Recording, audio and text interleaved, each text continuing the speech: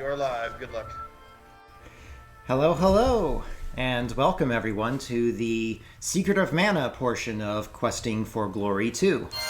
I am Crow, and I'm here today to bring you the latest update of the remake of Secret of Mana. The remake for this game was made in February, well, came out on February of this year, so it's pretty recent. And during the summer, there was a somewhat major update that added a few UI features that people wanted, like memory cursor, informing whether equipment you were buying in shops was an improvement or worse than what you already had, that sort of thing. As they were fixing other things, including, I should say, lots of crashes that used to happen, and I've not crashed since the update. Since the update, we have been unable to either forge the mana sword or to duplicate any particular weapon, which means our entire strategy for the second half of the bosses in the game went completely out the window. So we had to redo routing. So if you have seen a Secret of Mana remake run before, this is likely to be somewhat significantly different. A lot of the same concepts still apply, of course. So, I see Chad is noting that I am jinxing myself. We'll see. For the most part, this game is resistant to huge problems from a marathon standpoint because there are autosaves. If something goes wrong, you can just reload from the beginning of the room, even in the event of a crash.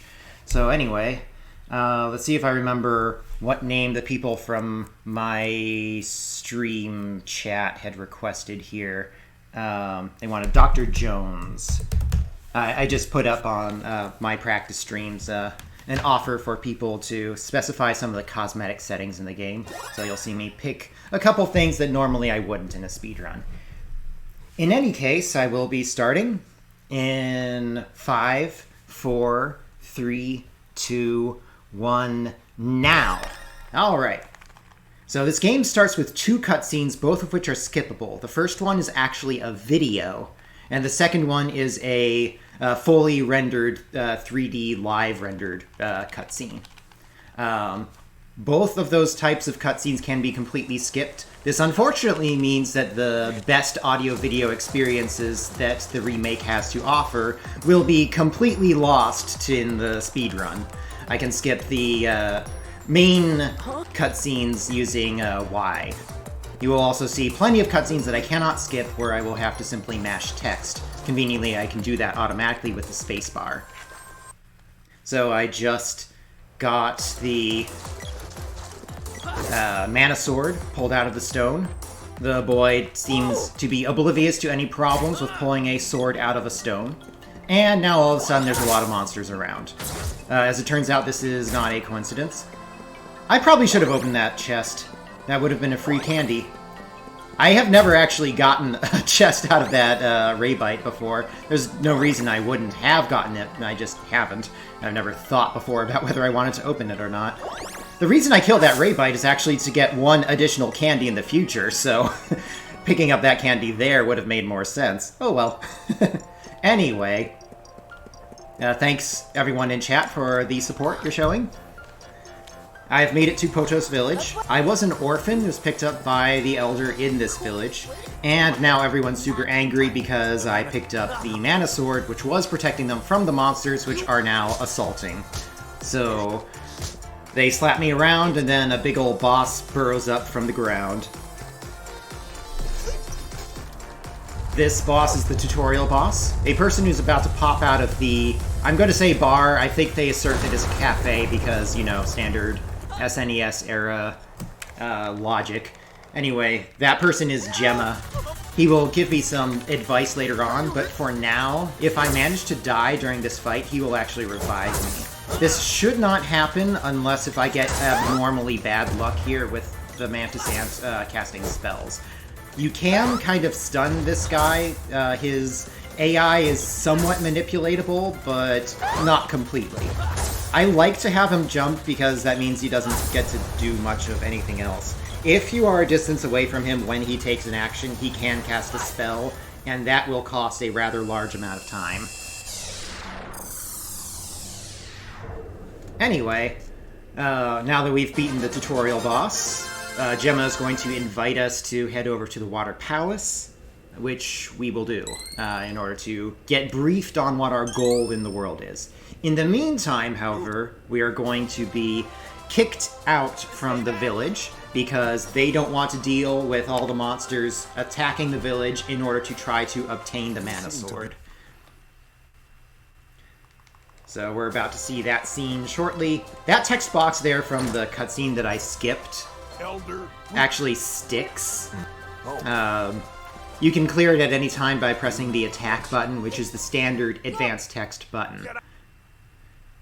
You can set the attack button to something else, and in particular, the big question is, do you have the attack button and confirm, or attack button and cancel on the same button? My current control scheme is that I have my controller, which is a SNES controller, by the way. I have my controller set to have cancel and attack on the same button, while the keyboard has spacebar set to accept and attack. This will allow me to very quickly either mash through text and accept options whenever the plot asks you for something, or cancel, depending on which one I choose and which one I want for the upcoming scene. Usually I'll use the spacebar for long periods of text because you can just hold it and it'll automatically scroll at the perfect speed. So here we are at the Water Palace. This is the friendliest of the palaces we'll go to. Most of them are going to be associated with a dungeon of some sort. We'll meet with Gemma and Luca. Luca is a sage. Allegedly, she's hundreds of years old, but looks like a little girl. In the original, she kind of looks like a demonic grandma, according to the sprite that they actually put together, so that was a little confusing to me, at least. Anyway, I need to talk to Gemma and then Luca twice. Luca will talk to us alone for the second group, and she's going to give us a large series of options, which I'm just going to cancel out of. So this actually removes a lot of the branching text that's supposed to show up at this point.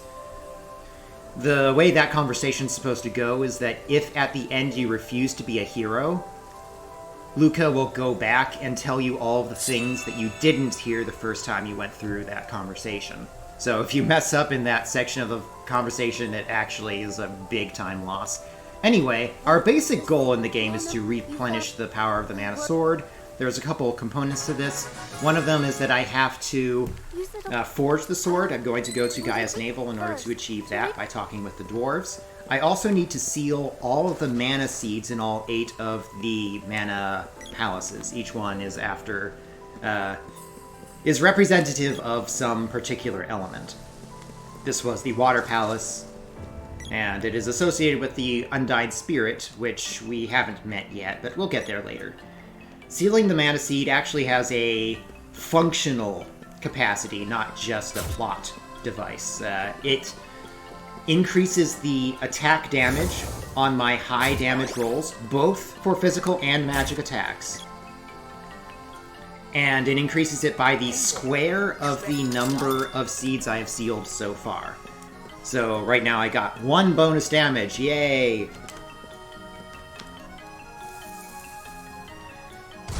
Moving on forward, I will eventually also benefit from an increase on the maximum level that I can get magic to as I seal each mana seed. Right now I don't have magic, so that doesn't matter. But both magic and weapons can be leveled up individually for each of the characters in your party. So as I kill enemies with the sword here, I am going to gain weapon experience, which will eventually enable me to perform a charge attack. Also, gaining weapon levels increases the odds of landing a critical hit when you use that weapon. Overall, I think critical hits are slightly more likely in this remake than in the original. I'm killing these goblins both to acquire gold. Ah, crap. The Blats can cast Balloon. If that happens, you just stand there and hold the balloon for a little while. Nothing I can do about it because I only have one party member. Even if I had the item that cured that status effect, that wouldn't help, because there's no one available to use that item. I attack that goblin once. He will still remember... Oh, crap. I made a bit of a mistake there. I'll level up soon and that'll restore my HP, so I'll be okay. Anyway, the damage I dealt with the first attack is still remembered, even though he actually despawned in the interim. Kind of unusual that it works that way, but it does, and I'm not complaining. Anyway, I will try to push these goblins together. I haven't done a great job of it, unfortunately. Yeah, that went very poorly, actually.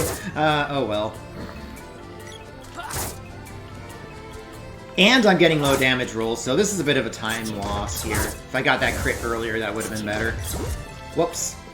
That slime there is much more dangerous in the original. In the remake, the slime attacks are directional, so you can actually avoid them.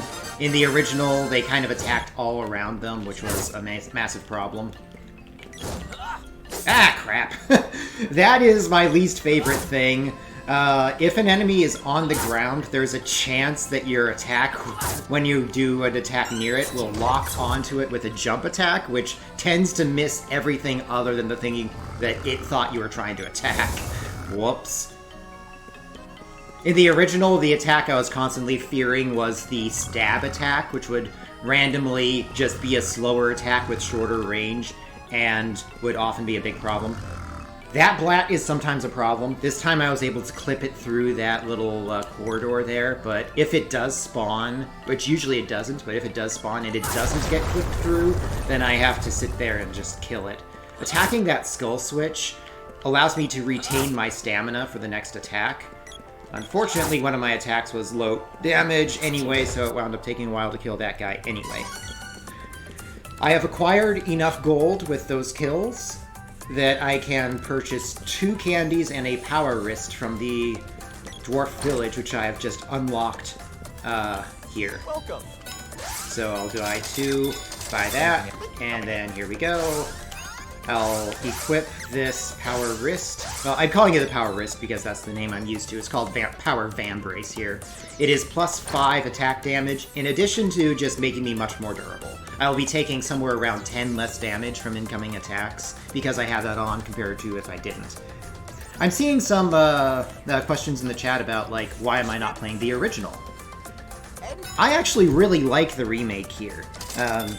The remake, as the game goes on, will allow me to do lots of different things at once. All 3 of your characters are generally active participants in every battle, whereas in the original, things felt a bit more paced rather than loose. So, like, enemies, for example, in the original, they only were allowed to attack or decide what to do on certain intervals, so you could really be up to. In the remake, enemies are far less predictable. You have to, on the fly, react to what it is that they actually did.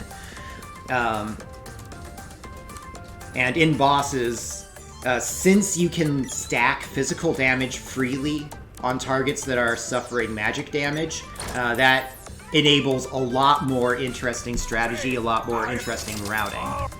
Also, although casual players report that they think that this game is much easier than the original, I actually have the opposite opinion, at least for a speedrun, because the enemies are so much less predictable, and because we can get away, for the most part, without getting decent armor for most of the game, that leaves us with insufficient armor at most times. Anyway, here we have Tropicallo, who is the traditional cactus duck pineapple boss that shoots exploding pumpkins. Every RPG has one of those. So, because he spawned at a place I didn't like for the first appearance, I actually let him just reach... Oh no, I locked onto the wrong target. That's bad. More so than pretty much any other boss, Tropicallo, when it goes well versus when it goes poorly, takes a lot longer. And this, unfortunately, has gone kind of poorly. I do need to kill the Bramblers. They're worth 25 gold each. and I really want gold in this run. Just generally speaking, gold is incredibly important in Secret of Mana. It, more so than your base level, is a measure of how strong you are. In the end, I don't think the mistake I made there with the second cycle of Tropicallo really wound up costing that much time. Because I got some pretty good damage rolls overall. I wound up killing him before he went to the next cycle. Because he's a cycle-based boss, as with typical speedruns, killing him at the end of a cycle versus at the beginning of the next cycle is a big difference. Anyway, the sprite that had swindled me before is going to join the party in a but thou must manner.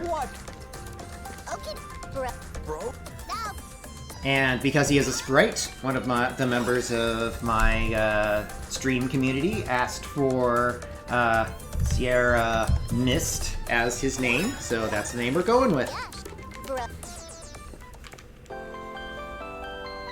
The sprite comes with a boomerang. Also, I see Mark in chat now. Hi, Mark! He's the person who actually requested that particular name. So, the sprite came with a boomerang. The Elder just now gave me a bow and arrows. And I'm now going to purchase an axe, so I have a massive glut of additional weapons. Did I mention I picked up a spear back in the Water Palace? Well, I did, so I now have a lot of weapons to work with here. I'm going to give the axe to the sprite, because the axe can cut flowers, and it's also just a generally strong weapon. As I pick up the axe, I am also going to have the sprite hotkey for me a couple of weapons I'm going to want during the Spiky Tiger fight, which is coming before long. So hotkey this, and equip the axe. I should mention that the hotkeys are bound to shoulder buttons, which for my controller is actually not recognized, so I am using Joy to key, not to give myself additional functionality I shouldn't have, but instead in order to make use of functionality that the game is supposed to have, but because of a little bit of awkwardness in... Essentially, it is expecting you to have either a PS4 controller or a Xbox One or 360 or whatever it is controller hooked up as the controller you're using, and it gets a little confused when you do anything else. There are some quirks to having an AI behind you. What the AI tries to do is attack whatever target you attack. Otherwise, they'll just follow behind. However, if you attack and then swap immediately, the AI will join on your position. Here, I paused the game in order to summon the boy. If a character is widely off-screen, you can pull that character to your position that way. I'm going to control both characters here, constantly swapping to make sure that I attack as quickly as possible, because I don't have a lot of leeway on these attacks. You can hear the wolves here starting their attempts at attacking each time I'm about to go. So I've rescued the girl from an attack from werewolves. I could have picked up this girl in a different way that would involve a lot more cutscenes, but that's much slower than doing it this way. So this girl is clearly not Marl, so I'll go ahead and name her such. Sure. So not Marl has joined the party. I believe that large portions of Chrono Trigger and Secret of Mana were kind of being developed at the same time, and the projects got split at some point.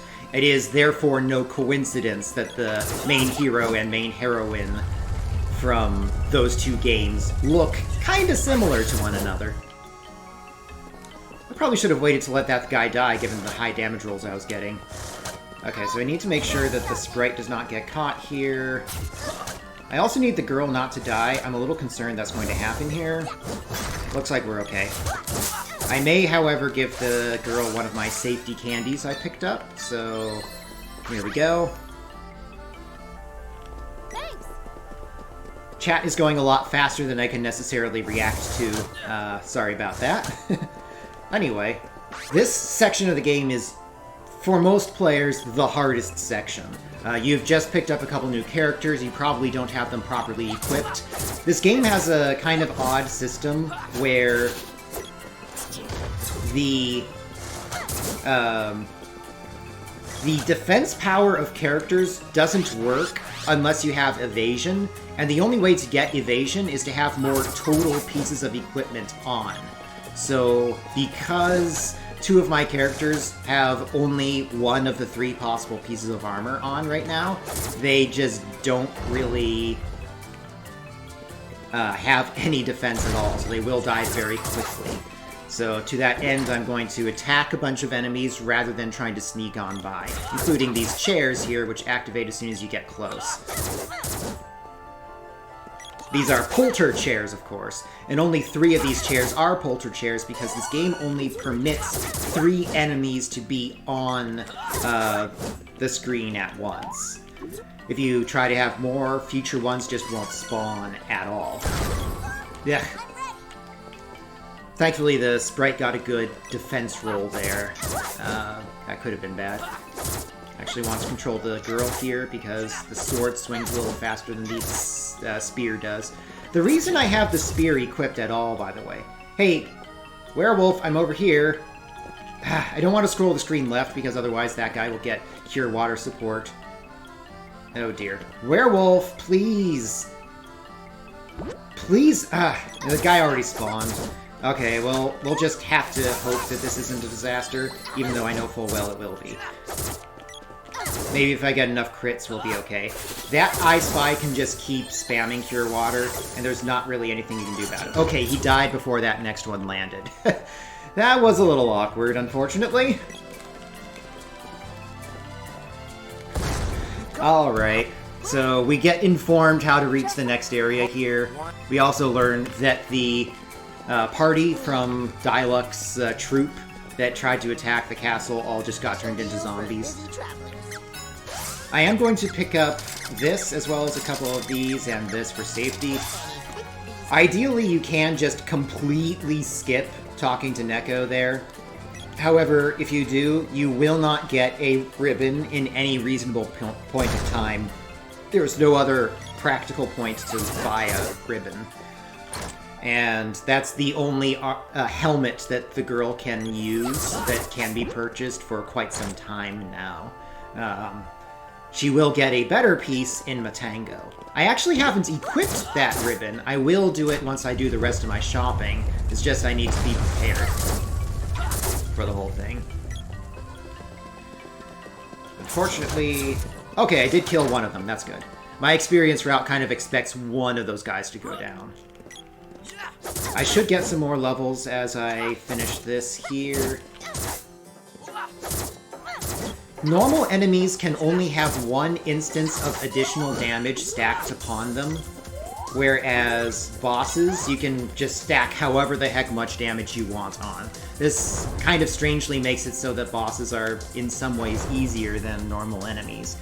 However, Spiky Tiger is certainly no pushover. If he wants to be a jerk, he most certainly can be. Going to attack first, swap to the sprite. My goal is for the sprite to die during this fight. I also want him to tank as much damage as he does so. So this has in fact exactly happened. I'm now going to use the hotkeys on weapons that I had set up before in order to use the bow and arrows to hit Spiky as he is on the high ground as much as possible. Uh-oh, that's not so good. Okay, so the girl needs to tell us to use some candy, please. Okay. Oh, right, I wasn't in range to be eaten, so that didn't work out. One more candy. Okay, looks like he's going to the high ground. It is super important that if Spiky Tiger casts the... Okay, there we go. If he casts the Fire Bouquet spell, that character must not die. Fire Bouquet has attack down debuff as an attachment to that spell, and there's a major glitch that is still in the game that we will make use of later, but if any timed buff or debuff is on your character when that character dies, that buff or debuff is never removed. Hey, I'm actually on the green on my splits. Nice. This is commonly a source of frustration. The Haunted Forest as a whole is probably the most frequent reset place in the entire game. There's just so much that can go wrong here. And it's early enough in the game that you can justify resetting at this point. So anyway, let's go ahead and... Whoops! Ah! Talk to the girl! Don't attack the old woman. Anyway, that was LNA. She explains to us that she's not actually an evil person. She just lost her supply of magical herbs and was selling humans to fund her herb habit from Thanatos. I disagree with the witch's assertion that she's not actually a bad person given that input, but whatever. Okay, so at this point I have weapons on my characters that I'm going to be using for a while now. I have the whip on the sprite, which we're going to use in a very Indiana Jones manner. We have the axe on the girl and the sword on the boy. The axe will be easily upgraded in the future, so that's why I'm using that as opposed to something else like the spear. And the whip is used to just jump over gaps for no apparent reason because video game logic. Next up, we need to, as Luca told us through telepathy, we need to go to the Water Palace and help out Undine, who is behind this waterfall here. It could be Undine, could be Undine. I will probably call it Undine because that's what I called it as a kid. It's hard to change that habit. What? And this here is the most adorable enemy ever. Is the biting lizard. Well, he will be soon. Right now, he's just a cute little tongpole. And as we all know, the way you get a tongpole to evolve into its adult form is by slapping it with heavy weaponry until it transforms. So that is exactly what we're going to do. Once it transforms, I'm going to abuse its AI, if I can. I don't like that section of the map. This is a little too... Is that actually going to work? I've never pinned him here. It looks like it works. Okay, so what he's trying to do here is get far enough away from me to do his tongue attack. However, because he's stuck on a wall, he's never getting the proper distance, so he never does any action at all. This is particularly important because one of the actions he's supposed to do is he's supposed to cure himself. Also, I got an insane number of crits there. That was a really fast fight. Anyway... Now we're going to talk to Undine here, who is going to give us magic. The sprite will... Well, sorry, Sierra Mist will be casting offensive magic, and the girl will be casting defensive or buffing magic, for the most part. There will be a couple exceptions for the girl, and there are a couple of utility spells for the sprite as well that you will see. Those Iffish are fairly dangerous, and they, like many of the enemies in this version of the game, they are very unpredictable. They can pounce immediately in pretty much any direction if they choose to, so I just need to react to what they have actually done, and if necessary, sometimes I will have to heal at this point. Because my characters don't have any armor yet, they can still take damage from these enemies, which means that they can still get poisoned by those flowers, which has resulted in a fair amount of damage there. I will need to take care of that before I head into the next dungeon, because this next dungeon is actually a little bit dangerous. Not super dangerous, but still. I think I'd rather use Candy for this than the girl's MP, because I only have a total of 4 casts of relevant spells I can use for the girl. And I already have 3 that I kind of need to use. I'd rather not use my only discretionary one now. A normal player, by the way, at this point in the game would start practicing Undine magic and then sleep in the inn. We're speedrunners, so we don't have time for that. We do, however, have time for just a little bit of safety. We are going to go into this shop here, and we are going to power up quite a bit. Also, let's get that. I also need 2 of these, one of these, and 2 of these. Oh no! That wasn't what I wanted to buy.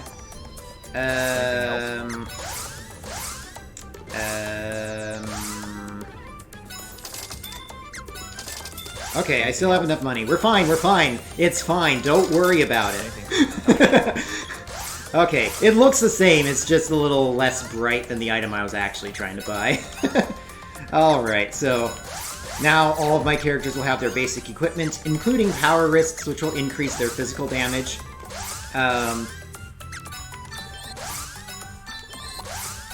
We'll all eat some candy, which of course makes you healthier. Just ask any parent. Well, ask any child, I guess, is more likely to give you that particular answer. Alright, so the sprite here is going to be casting Freeze. This is the higher damage spell. There is also Acid Storm, which reduces the defense power of the target. A lot of enemies in this phase of the game actually don't have any defense power or any evasion. The way this game works is that if you don't have evasion, you necessarily also don't have defense power. More specifically, your defense power, even if you had it, wouldn't work. I'm just going to run straight past these 2 enemies rather than engaging it. Then I will ask the girl to just cast some spell that I don't really care about. I will press this button, swap to the girl, summon my other characters, recast Ice Saber. Again, when you pause and unpause the game, any characters that are too far away get summoned to your position. So this gets me through this room a lot faster. It's also a cool trick that doesn't work in the original because, well, in the original, characters aren't allowed to get scrolled off of the screen. Managed to get past all these enemies, so that's good. The room after this one is stressful.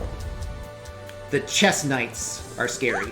They are rather unpredictable. Looks like... Ah, crap. Okay, we're fine. We're fine. He does need a little bit of health, though. This is the altar. He should heal right as the upcoming fight begins.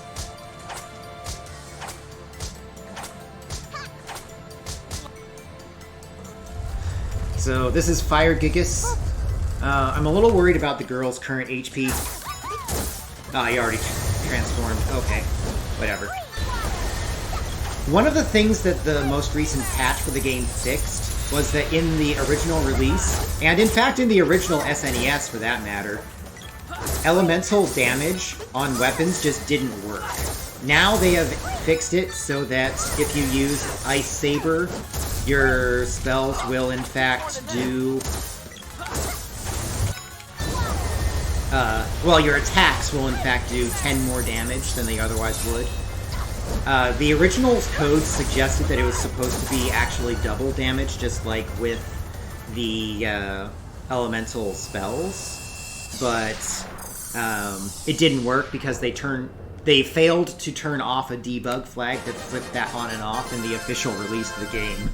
So that somehow got preserved as they went on to the later versions of the game. But now it finally works, thanks to the summer update to the game, so that's pretty nice. It also means that racial bonuses against enemies works as well. So those are now considerations to try to match your weapons to the enemies you're hitting, as well as to match your elements to the enemies you're hitting. A bit of a funny scene there.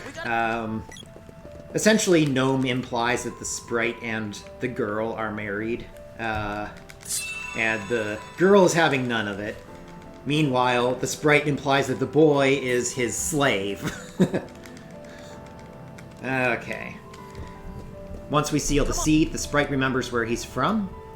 Unfortunately, we still aren't allowed to go there yet. We have to do some more nonsense in this initial area of the game. Give me.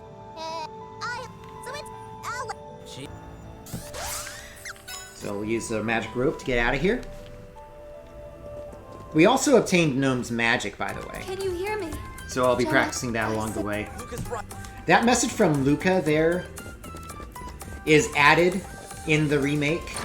It tells you where the heck you're supposed to go next. The original gave you 0 clues that you're supposed to go to Pandora next. Anyway, I'm upgrading the axe because I can, and that's a lot more damage, which will help particularly against Kilroy and against Jabberwocky down the line.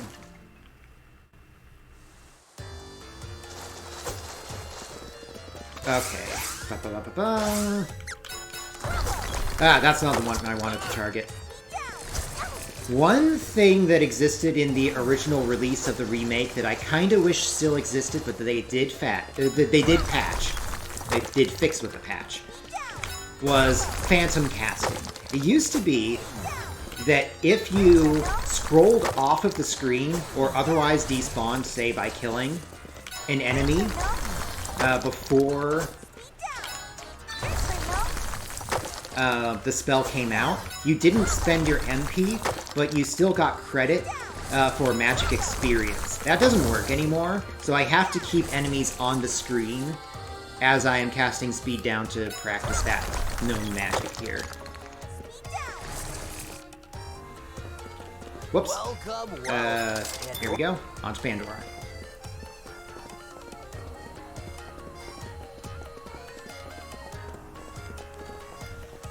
To address some stuff in chat, Mark is correctly reporting that I have never experienced a crash in this version, whereas in the previous version, I had never completed a run, ever, without at least one crash. So the latest update makes the game much, much, much better on that front. Hang on. So this is the one time you're going to see the gather around the table in, at least unless there's a problem down the line. Wow. So With a most of the inns feature one of these tables, and the remake adds these cute little scenes with the characters where they get to express their personality in ways that the game's plot doesn't necessarily give them an opportunity to. That was a scene where the boy was extremely excited about his sword now being forged, and the girl was insinuating that he was way the heck less impressive than Diluc, who she's constantly pining over. There's one other inn I will sleep in, according to my plans. And that inn does not have a table, so those scenes can't happen there. That one is in Matango. So Fauna, which is the girl's friend here, is starting to act zombie-like, like many of the other characters around this town are, and she wanders into the ruins. So the girl just slaps her way past the guards and enters. What is this? I am now going to execute a rather important glitch, if I can. I had some trouble with this yesterday. Attack us, zombie, please. What are you doing, zombie? We're here! Why are you walking away? Okay, we'll try this zombie, because that zombie was failing us. Okay, oh dear, this is not going to plan. I need the boy to take a little more damage before I can get him killed. I'm trying to trigger the infinite duration speed up glitch, but that will require that I get a couple characters killed off here. I do not want the sprite to die, but I do want both the boy and the girl to go down. Okay, so now I need to get both these characters killed off. Please kill us fast. Please kill me, please kill me.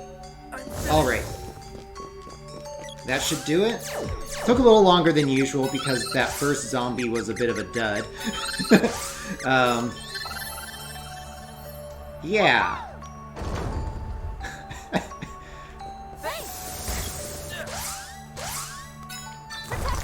Going to Stone Saber up. Normally I do that in the previous room, but things went weird. Stone Saber turns enemies into these cute little statues. And it also removes half of their HP as it does so. 75% chance that Petrify will apply each time you try to apply it. Alright, the reason I was bothering to kill enemies there was to get a level up. When you level up in the remake, but not the original, not only does your HP get restored, but your MP also gets restored. So that means that I didn't have to sleep in the inn a second time with the sprite. I was able to, after having practiced magic while I was trying to get that zombie to kill us, I was able to practice magic, and now I still have full magic with which to defeat Wallface. Wallface, like any sensible boss that comes after you have learned a new element of magic, is weak against that exact element, because that's sensible game design. I suppose I should talk a little bit more about why I killed off my characters. I addressed this a little bit back in Spiky Tiger, but there's a glitch in this game where if a character has a timed buff or debuff and dies while that buff is still active, the game never removes it. This means I always have speed up, which means that I will never miss any attacks ever, and I will also not get any of the quote-unquote low damage rolls. There's still the possibility of some fluctuation in damage, but I won't get any of the attacks that gets a huge portion chopped off of it because it was a glancing blow. This boss, by the way, is the first boss in the game that has the ability to dodge your attacks. Yes, this wall is the most dodgety boss we have encountered up to this point in the game. I don't know why that is, it just is. Deal with it.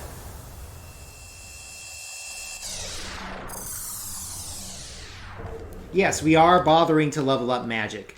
Each time you level up magic, it deals 50% more damage compared to the base level, level 0.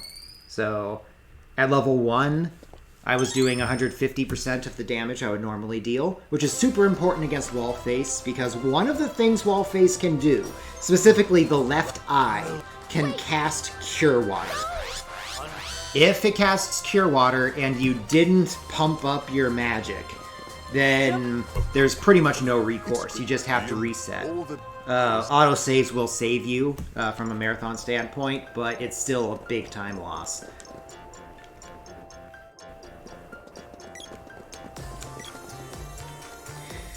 So we'll be proceeding forward here. Next up is Kilroy. I will not be practicing magic along the way. It would make some sense to practice Undine along the way and then sleep in the inn. However, I'm not taking the time out to do that. I just won't generally be leveling up Undine. It'll eventually get to level 1 because I need to use it for a few things, and I've already used it for one thing. But for the most part, I'm going to be using Gnome and Sylphid as my damaging spells for the sprite.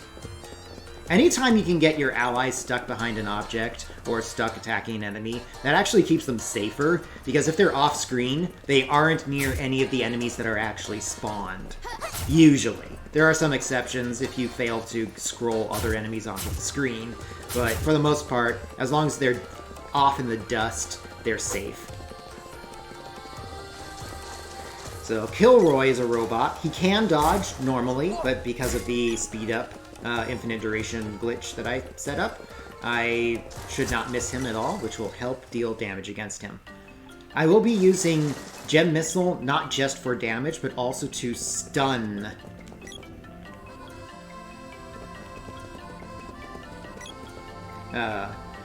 And this will be a common theme for many bosses.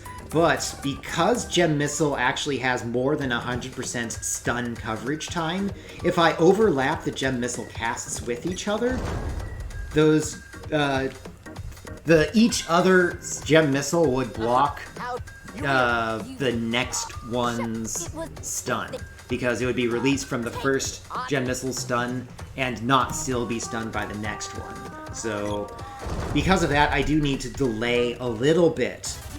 If you watch closely, you might see. My cue is whenever I see the missiles actually rise from the ground, that's when I start trying to pull up the menu to cast the spell. So that, for example, was too early. That is proper timing. Eventually, Kilroy will transform into unicycle mode because that's more powerful, I guess. At least it's faster. Hopefully he should be almost dead by the time he completes that transformation. The girl managed to not take a hit from that hammer attack because she was swinging her weapon at the time. This game has a very convenient feature where while you are swinging your weapon, you are immune to enemy weapon strikes.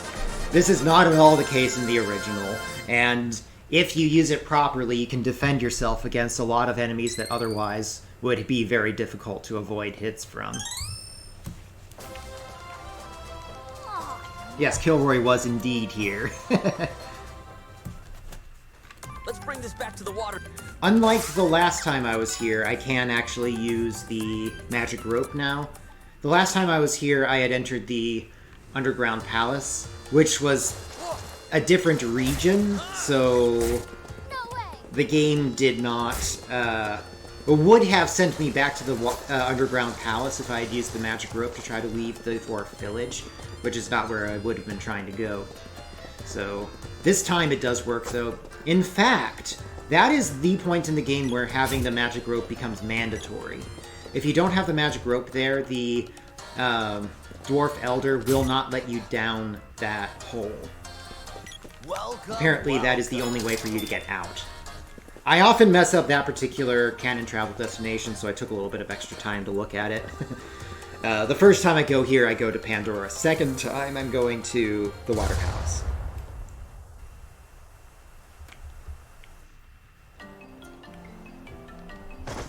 Next up is Jabberwocky. He has claws that catch, I hear. I will attempt to wield my Vorpal Blade sufficiently well to make it go snicker-snack against this particular enemy. I am going to kill these bandits. Well, water thugs is what they're called here. Oh, he's not dead yet. I thought he would be. That is part of my experience route.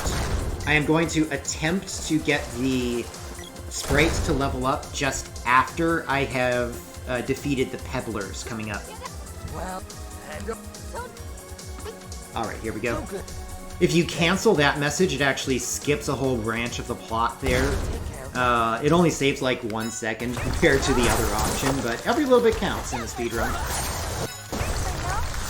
I have an odd number of max MP right now, so my last cast is going to be Earth Slide, which is slightly more powerful than Gem Missile, but costs 1 more MP. If Jabberwocky wants to, he has several annoying spells he can cast. The worst for a speedrun is if he casts Cure Water, because that restores 550 HP.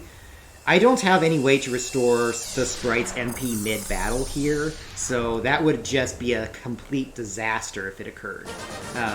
Usually I just have to reset the application and go from the most recent autosave in that case.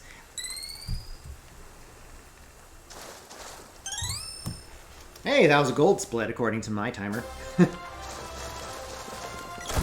Alright.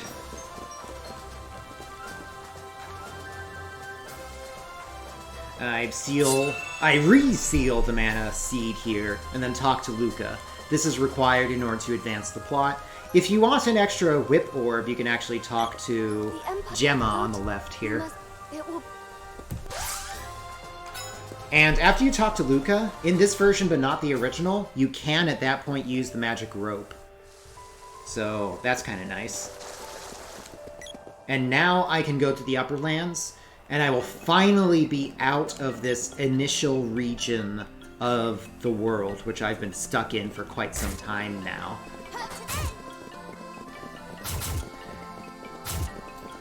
Okay. I should mention those Lullabuds there. They have a directional attack, so if you're running tangentially from them, they won't actually catch you with their trapped attack. In the original, their attack was extremely asymmetric.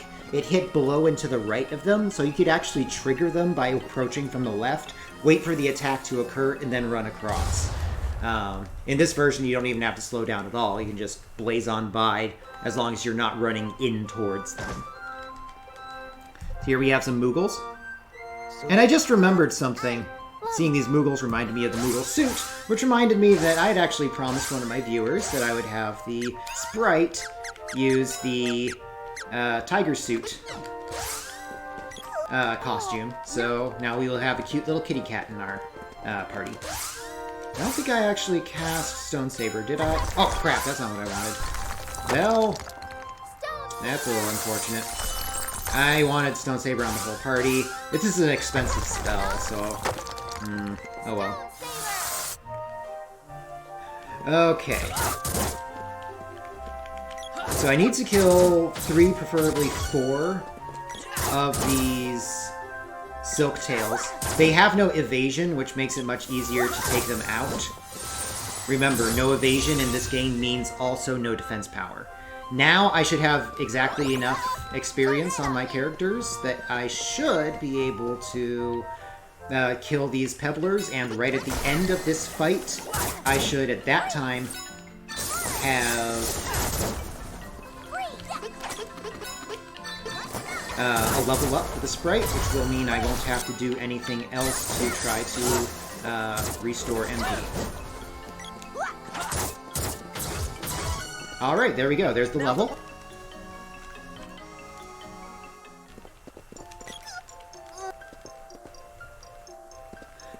Alright, here we have a Moogle.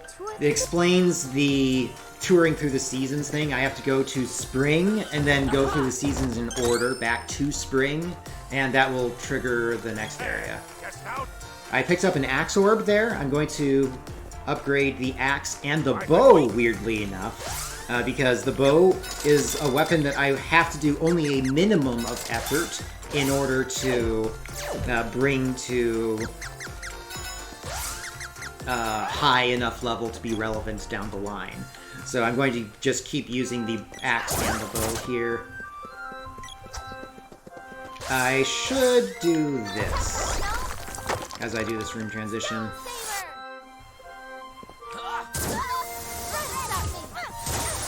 That didn't quite go to plan, unfortunately.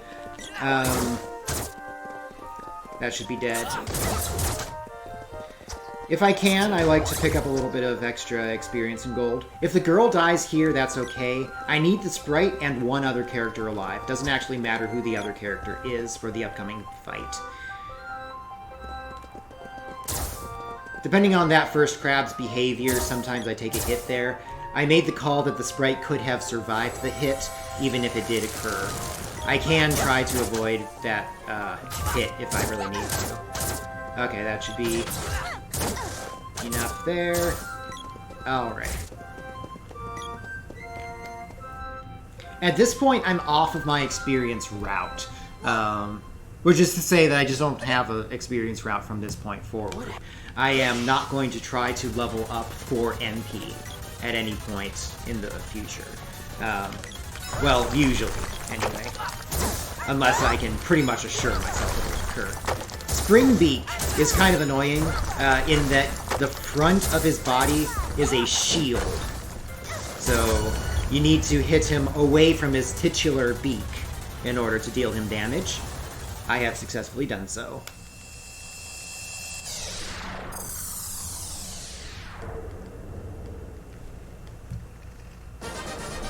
Alright, Spring Beak is down. And I continue to be on the green on my split, so that feels good. I'm about to enter the Wind Palace. The magic robe actually works in the Wind Palace. I rather strongly suspect that this was supposed to be a dungeon at some point in the game's development. However, it seems like a good time to talk about the game's development. This game was originally being designed for a CD add-on peripheral that was going to be for the SNES. It was being developed by Sony, and they were calling the project the PlayStation. Some corporate drama ensued, and Suffice it to say that things wound up working out well for the PlayStation anyway, but it was not a SNES project. As a result, a lot of the original plans for this game kind of had to get shortened somewhat considerably, and in some portions of this game it's more obvious than in other portions. If you can. Here. Shall I take it? I probably should have taken the save there. Oh well. I will practice Sylphid magic as I approach Matango.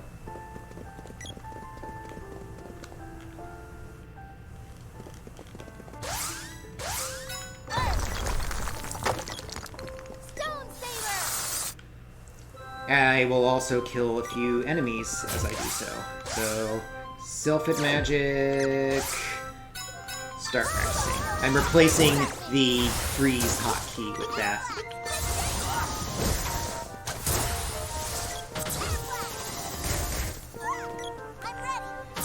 I have enough MP for 6 casts of Air Blast, or only 3 casts of Thunderbolt. Thunderbolt is the more powerful spell, but unfortunately it is so MP inefficient that I'm just not going to use it ever. These owls are air elemental, so I won't actually be killing them with the air blasts.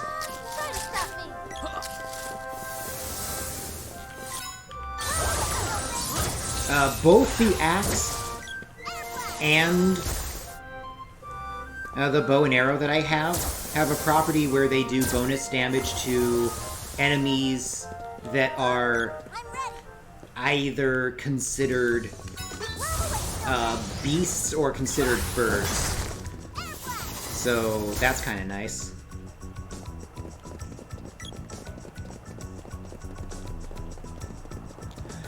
I'm going to do some major shopping here in Matango.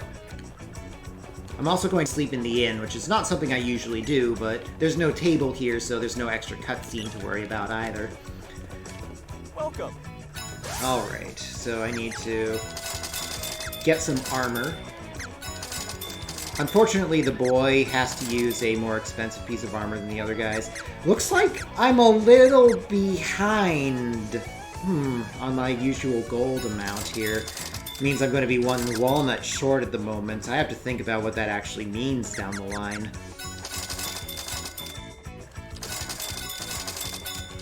Anything coming? Get more candies, I guess, but...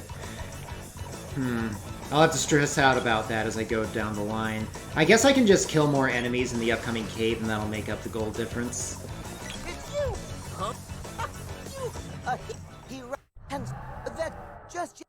So this is Matango, the land of the mushbooms. They tell us about the great legend they have, which consists of like 2 lines of text and that's it. And it describes you grabbing a white dragon in this area. So that's what we're going to do. We're going to find the cave with the white dragon in it, and we're going to take it so we can fly around the world, because flying is awesome in JRPGs. So here is hopefully the last time I need to sleep in an inn. If things go horribly wrong, I can always fall back on sleeping in a different inn later, but hopefully that won't be necessary. I'll go ahead and have the girl cast Stone Saber. Stone Saber!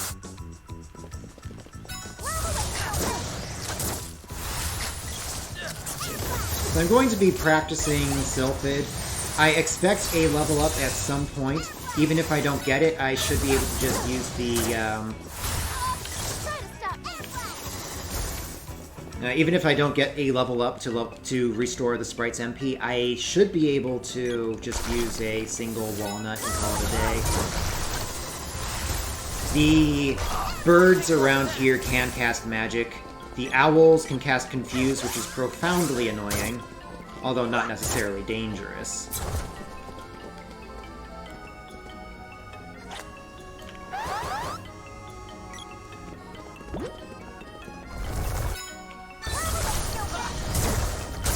Air Blast should kill that peddler. I'll go ahead and wait for that to actually occur. You know what, I'm not going to do the girls thing. Yep, I need you to get us across this gap. Just use these stalagmites to jump across chasms with the whip, because that makes video game logic sense. Again, these pebblers are animals, so they take lots of damage from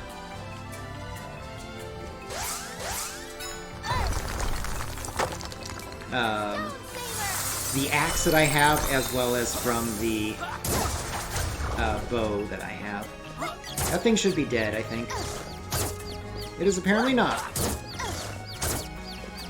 I'm looking for a level up on the sprite. Really should be happening any second now. I'm a little concerned that it's not yet. I'm running out of targets before the next time I need to cast magic with the sprite.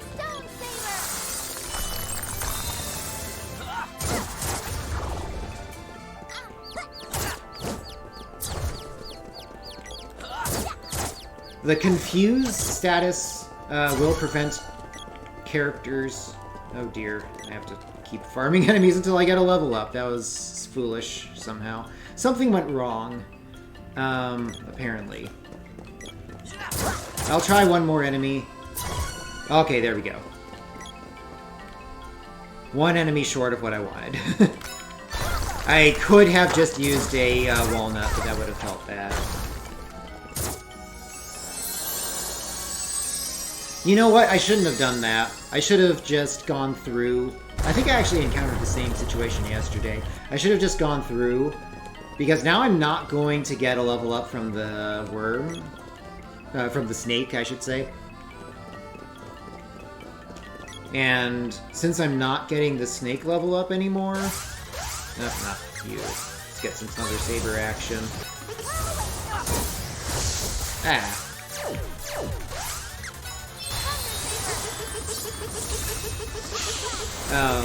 That means that I'm going to wind up needing to use the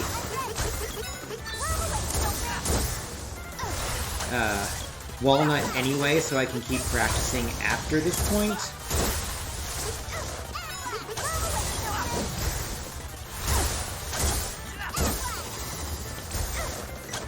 I like having the AI character in control of the bow and arrows, because that way the bow and arrows can hit the boss while he's hiding in the bushes where I can't see, but the AI is of course unaffected.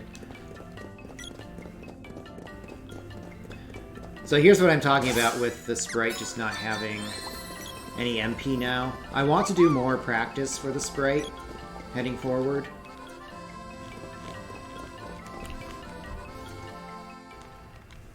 And since I didn't level up, I wound up having to use the walnut anyway, so I should have just used the walnut after the fight. Not after the fight, before the fight. Oh well. Not a huge problem. So it turns out that Flammy, that we found, he is just a little kid.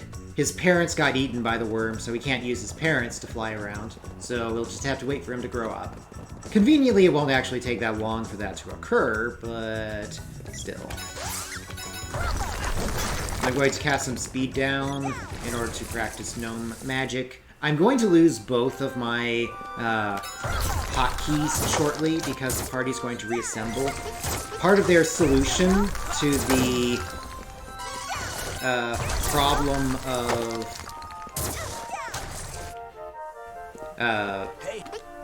duplicating weapons.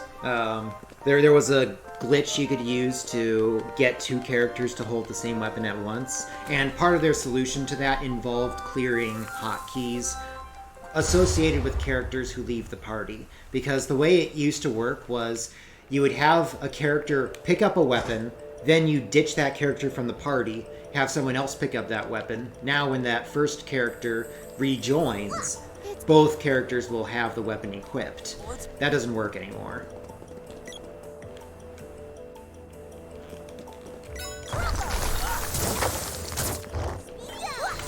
I actually like the new model for this snake. At first I didn't, but it's grown on me. The original had kind of a weird thing going on where there was a bunch of globes in a chain that moved along with each other. It worked too, obviously, but I do like this one now.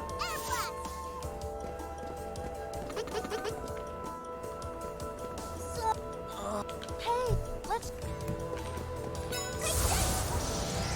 There is a spider legs hidden in the ground there. Oh, I didn't actually get that air blast off in time. Oh well. So, by hiding behind the cactus, I avoid getting ambushed by a spider legs that's camping the exit there. Wait a minute. I appreciate my brother's puns in chat here. Alright, so we are now on a sand ship controlled by the Republic of Tasnica. The Republic of Tasnica is the world's last bastion of hope against the encroaching machinations of the evil empire. We're doomed. The Republic of Tasnica is beyond incompetent. Upon finding some random guys in the middle of the desert, their immediate assertion is that only Imperial spies could possibly be as stupid as we were to be caught in the middle of the desert. Then they look at Podunk Village Boy and says, you're in charge of the engines. They look at Bottomless Stomach Sprite and say, you're in charge of food. They look at Miss Sundar and say, you're in charge of massaging the back of our captain. Each of these has exactly the expected result. And what's more, to the best I can understand, the purpose of the sand ship is to patrol for activity by the Empire. And the moment that the actual Empire shows its face, the entire crew surrenders. I have no idea how the Republic of Tasnica gets anything done.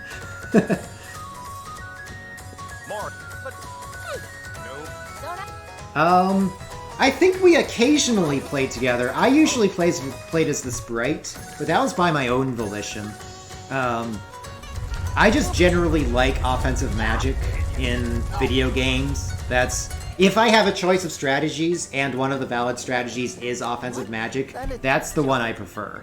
The general strategy that comes out of that is just what I like to do most.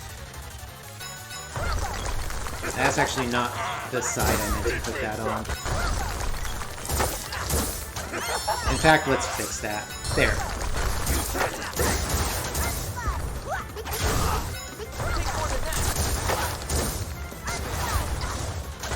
Yeah, Gemma is just about as useless as Bogard, who the equivalent character from the prequel to this game is. By the way, this game is Seiken Densetsu 2. The original Seiken Densetsu was originally released in the US under the title Final Fantasy Adventure.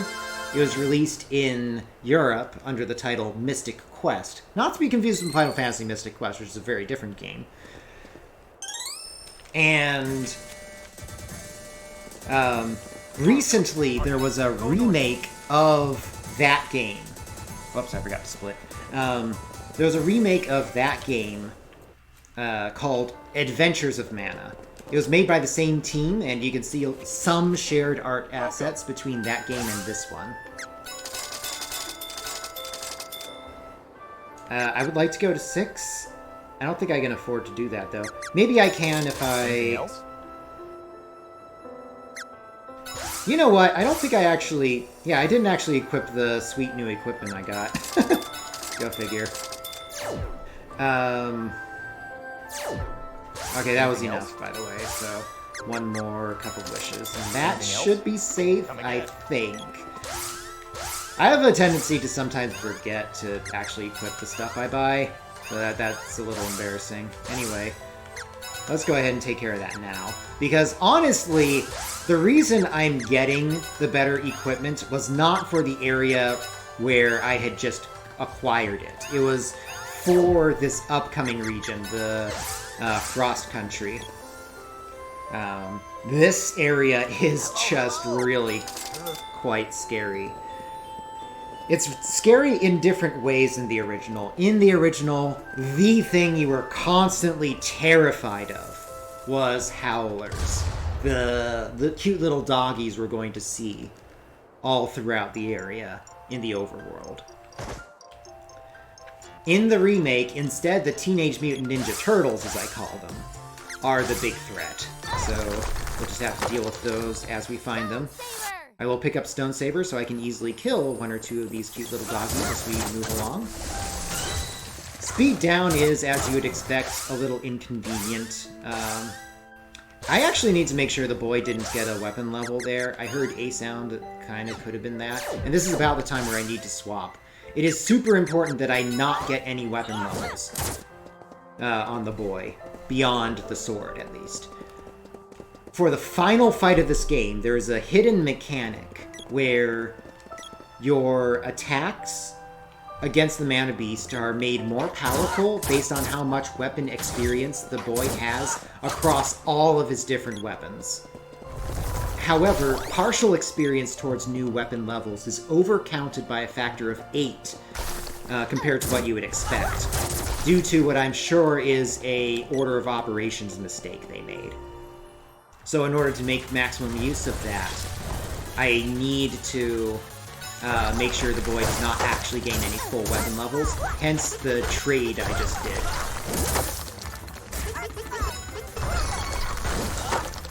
Whoops.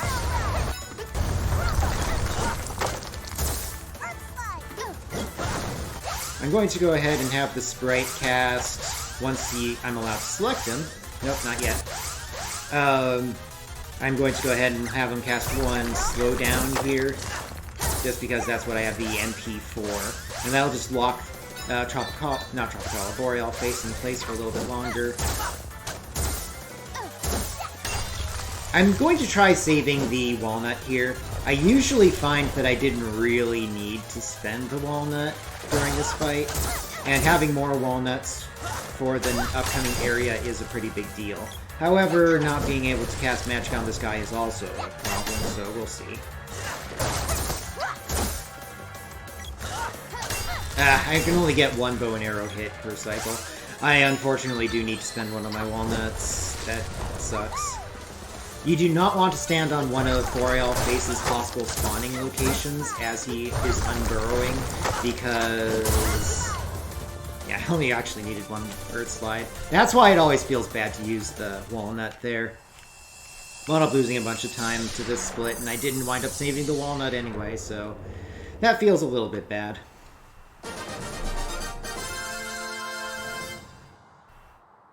Alright. I'm about to gain another element of magic. The supposed reason I'm in Ice Country at all is in order to find the Fire Palace's Mana Seed, which has gone missing. If you clear the Fire Palace, which you can do as soon as you get Salamondo, who's trapped in this stove here. You may remember this crew, by the way, from the Kilroy fight. This is the so-called Scorpion Army. And as soon as we foil their most recent dastardly plan to use the spirits to generate cash, we will now move on to find the actual Fire Palace Mana Seed, which is in the Ice Palace, because that makes sense. So I'm actually going to use the girl's fire magic. This is kind of the only offensive magic she's ever going to get.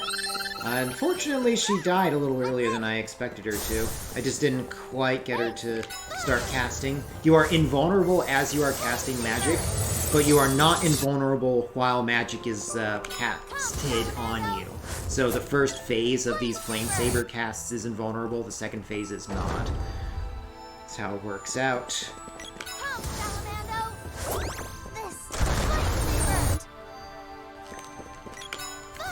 Oops, that's actually useless.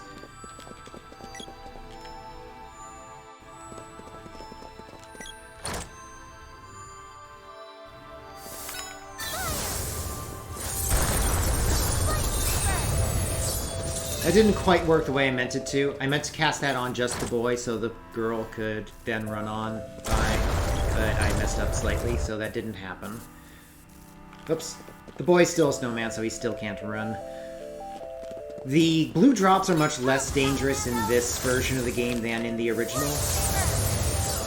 Ugh, that hurts. I actually need to heal from that and switch characters, I guess. Okay. You know what? I'm just going to reset from the beginning of this room. Yeah, that did not go well. Thankfully, there are autosaves at the beginning of most room transitions. That room does not generally go that poorly, but it can, as you can see. As I have said, the enemies are much less predictable in this version of the game than the original. I'm going to go ahead and use a Cup of Wishes on the sprite. I need him up now. And let us also use a candy on no, not Sierra Mist, on the boy.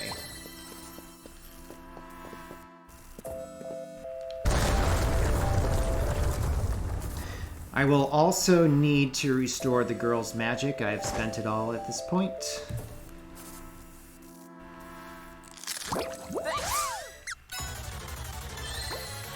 Alright, now we're on to the actual boss here. I'm going to use Fire Bouquet. This was the spell that I've always been scared, that I was scared about with the possibility that perhaps Spiky Tiger would cast it and then we would die. And if that had occurred, that would have been super bad. Now I have access to that spell myself, so that's nice. The same basic strategies work against the biting lizards here as whenever we found them before. This one should be transforming like right the heck now. Why is he not? Seriously, why are you not transformed already? Okay. I want to pin them in a corner, both so he doesn't attack, and also so that he doesn't cast Pure Water on himself.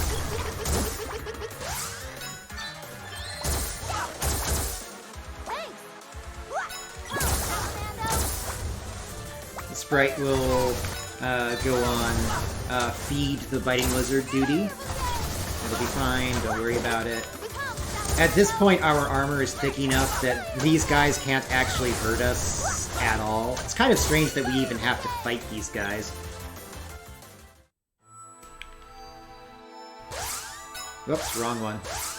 That would have been bad. If I accidentally used a walnut, that would be a massive problem.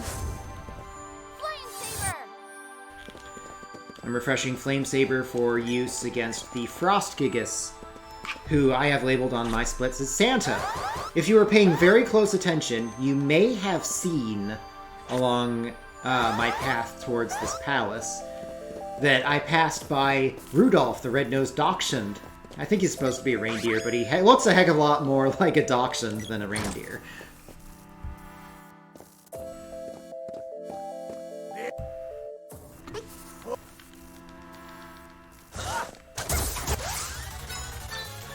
So, this is Santa. He made the mistake of attempting to use a mana seed to grow a mana tree, but whenever you abuse the power of mana, very dangerous stuff happens, such as Santa turning into a giant monster and going on a rampage. So I'm taking the opportunity to gain a little bit of, some mistakes here, to gain a little bit of Sylphid experience on the sprite here. I'm going to need that magic soon. Last walnut goes on to the girl because she's the one who's been learning fire magic. I will give a candy to the sprite so he doesn't die. I would like him to get experience here.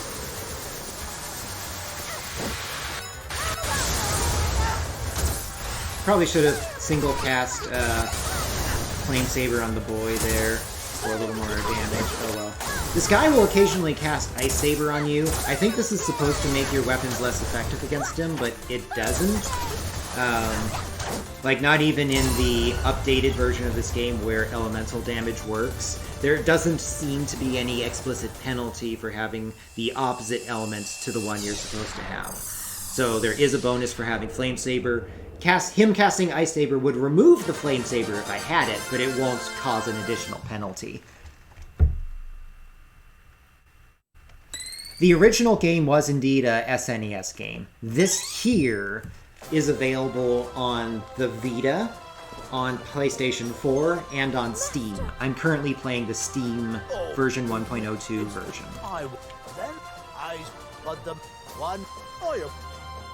So there's Santa and Rudolph. They explain what the heck just happened. And I do need to make sure that not all of my characters die here, so I need to get past these turtles ASAP. Okay. Your AI is much better at responding to your motions than they were in the original, so if you are smart, you can dodge specific known possible incoming attacks, like you just saw there.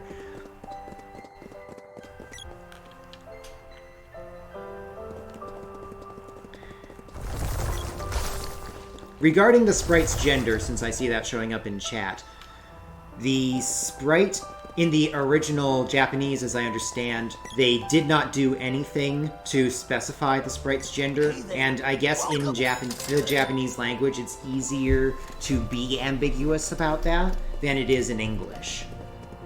In the English version it was explicitly male. In the German version it was explicitly female. I'm not sure about French.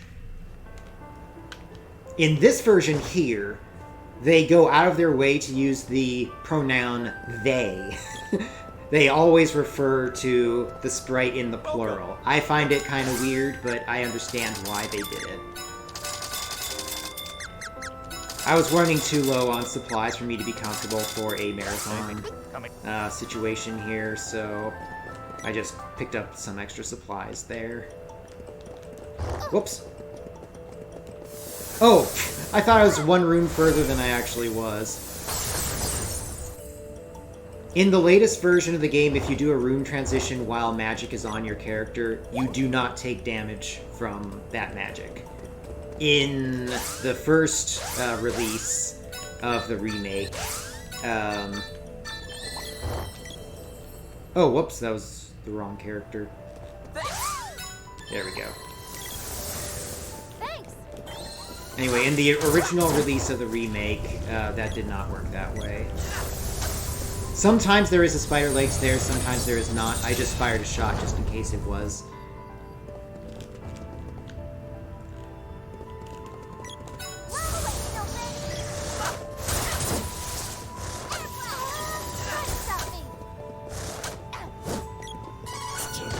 Go.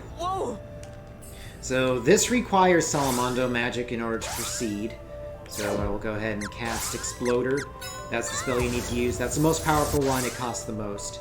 The in-between costing spell is actually just outright worse. It both costs more and does less damage than either of the other two spells. So just never ever use Lava Wave. There's no reason to do it. Alright.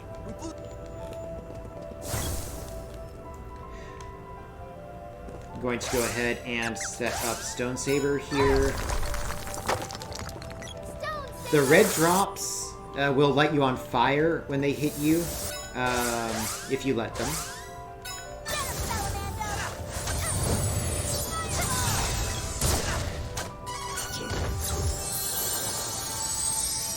And I do still have Stone Saber on my characters. I'm going to use that to get myself past these enemies here.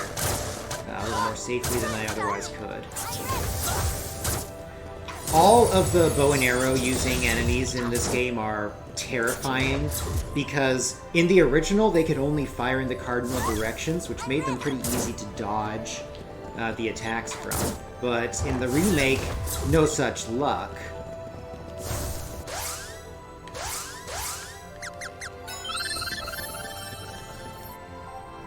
Probably should have waited a bit on that revive. Having fewer characters is generally safer. There's fewer opportunities for enemies to land hits.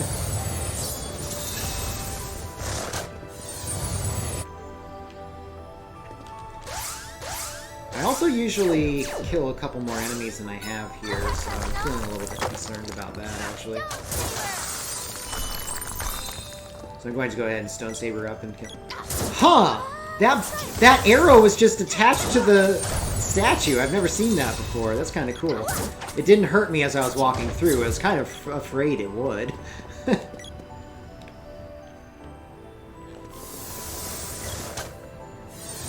You can also see arrows just kind of freeze in the air while plot events occur. Ah! Well, the sprite's on fire!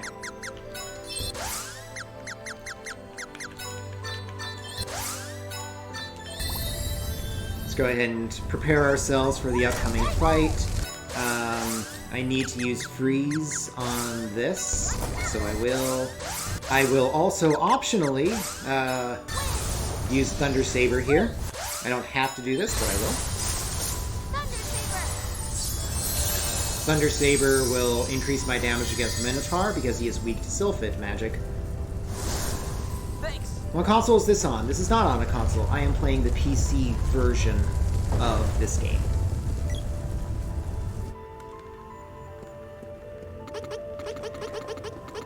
Alright, so as soon as I can, I'll start casting Air Blast. Eventually it'll be Air Blast level 2, which will do a lot of damage to this guy, and I should not need to use any walnuts during this fight. I did pick up a couple walnuts in case I somehow didn't level up during the dungeon. You know, just marathon safety stuff. But he should be dead soon. When he starts getting enraged like this, you know he's almost dead. He has a bunch of attacks. He can charge, he can extend his horns, he can do a power bomb. That's a wrestling move, as I understand it. And any of those things will hurt quite a bit, but if he's just dead, he doesn't get to do those things. So now I'm going to be able to seal the Fire Palace Mana Seed.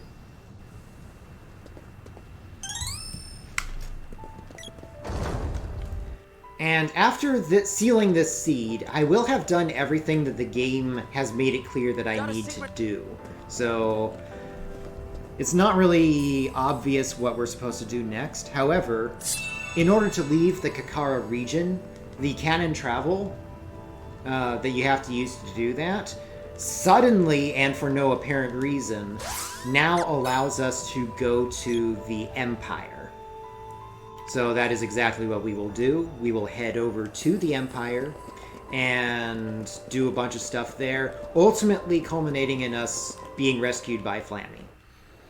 After that happens, we'll be able to continue hunting down the palaces. The only purpose of going to the Empire is to cause ourselves to get into such a bind that Flammy has to save us. And then our plat armor will cause us to suddenly have a flying capability, and then we can proceed with the game. Welcome. I think I want 5 walnuts, was what I determined, heading into the next area, and for safety a little bit more chocolate. Chocolate is 250 HP restored each. So here's the Empire. We're heading over there now. I have about 3,000 gold heading into the Empire. That is what I remember I'm supposed to have. I am eventually going to upgrade my weapons, which is rather expensive. The costs on forging weapons goes up exponentially with each level. And I am going to do a fair number of forgings soon. So I need to start saving up for that.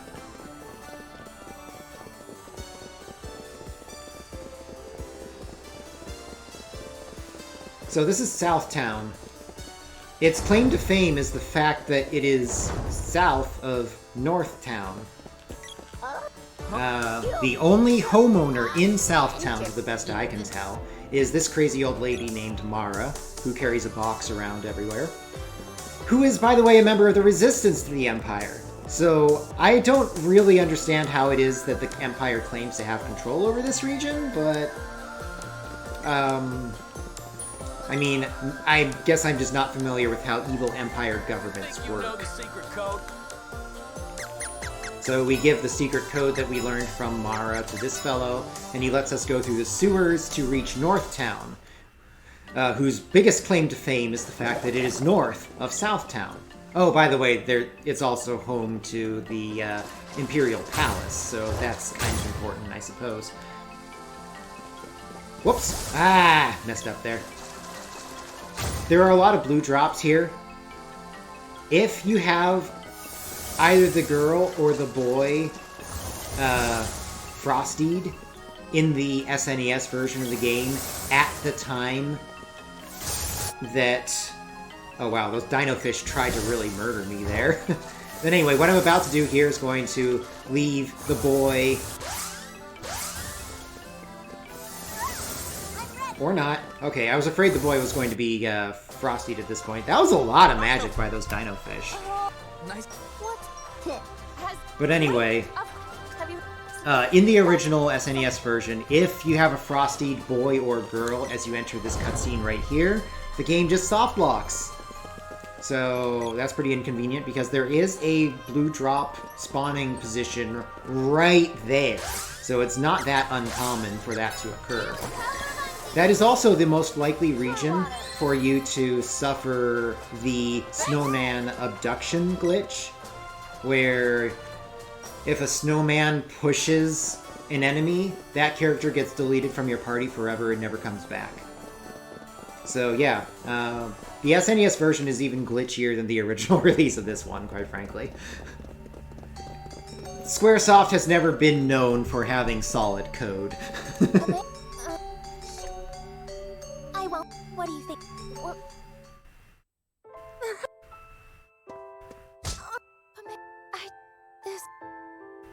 Alright, so the girl decides that the best solution to Pamela being mind-controlled is to just slap her until she goes unconscious. We then hand her off to Chrissy's doctor. Chrissy is the leader of the Resistance, by the way. And now we need to storm the ruin. We do have equipment from a tango, so we're not as naked as we could be at this point. But we are 3 armor levels behind where the game expects us to be. If these enemies choose to be aggressive, we will take a lot of damage. We need to be ready to deal with it. There are also a lot of blue drops, which can sometimes frosty my entire party, which is kind of embarrassing when the entire party just has to sit there and wait to thaw.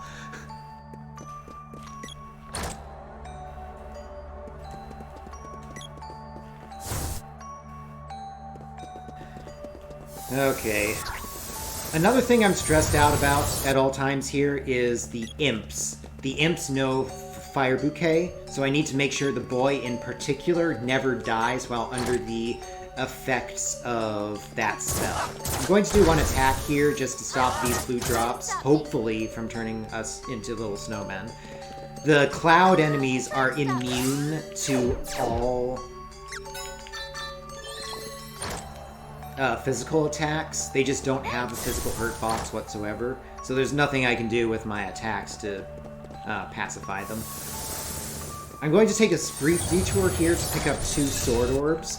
I skipped 1 sword orb in the Pandora Castle that I could have picked up.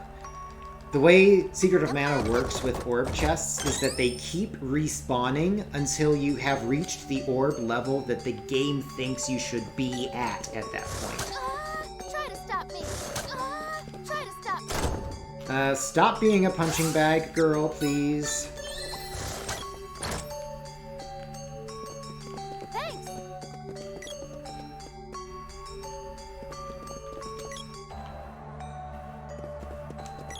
Those 2 imps can be jerks. I got away clean this time. There's 2 imps in this room that can also be jerks.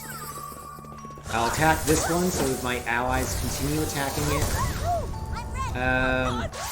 Yeah, so remember what I was talking about these guys being possibly jerks? Thanks. Ow, ow, ow.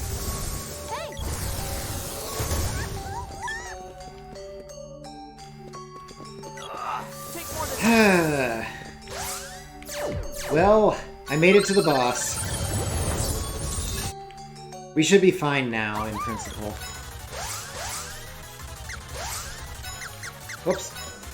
There we go. So at this point I have 2 characters that have relevant magic, so I'm just going to spam both of those spells.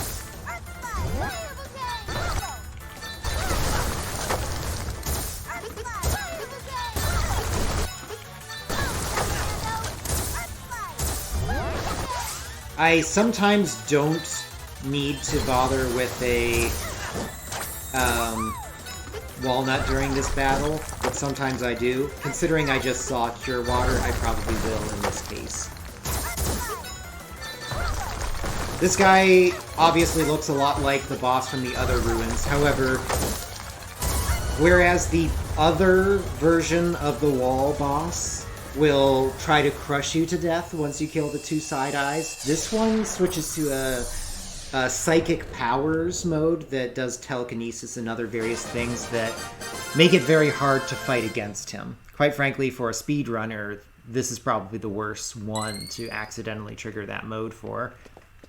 Which was fairly likely if you were doing the weapon charge glitch in the SNES version. That's a glitch that obviously has no analog in this version. Here, whoops! I tried to start mashing text for here, but first of all, I don't have to mash text. This is a press Y to skip the cutscene altogether situation, which is a bit of a shame. That's probably the best looking cutscene that they put together for the remake. But you don't get to see it because this is a speedrun. Too bad.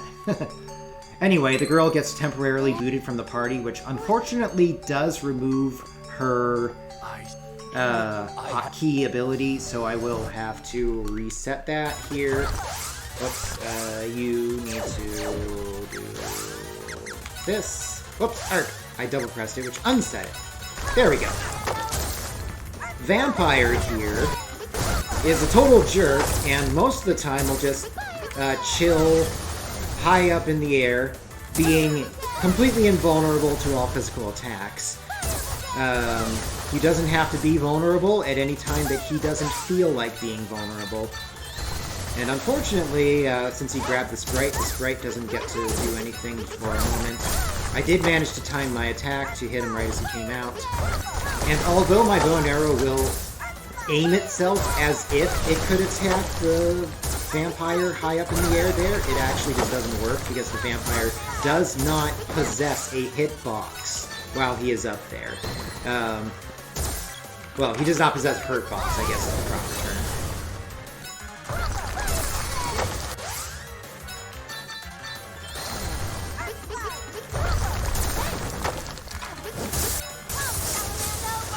Every time he lands, I can start using physical attacks, and I indeed will.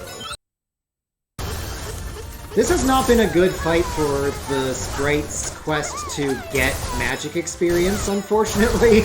The vampire has been continuously targeting him. Do I even have Gnome level 4 yet?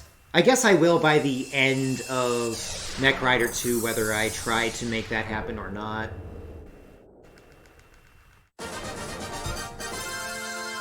How's my weapon experience looking on the boy? Pretty good. I have never had a problem with the bow getting a weapon level. So I should be in pretty good shape. We should. Don't worry. I know. Alright, so I am going to take a brief detour here. And I guess I can check if the bow has a level or not. It does not. Cool. I just started dashing, and then I held B, and then I let go of dash. That will start charging your weapon if you can, so that tells me I don't have a bow weapon level, which is what I want. I haven't said this for a while, so for any new viewers, I am intentionally avoiding gaining weapon levels so that the boy's partial weapon experience will contribute 8 times more than you would expect experience towards powering up the Minotaur for the final fight of the game. The difference between a final fight that goes well and a final fight that goes poorly is often like 5 minutes or so, so it is worth the extra slight effort along the way.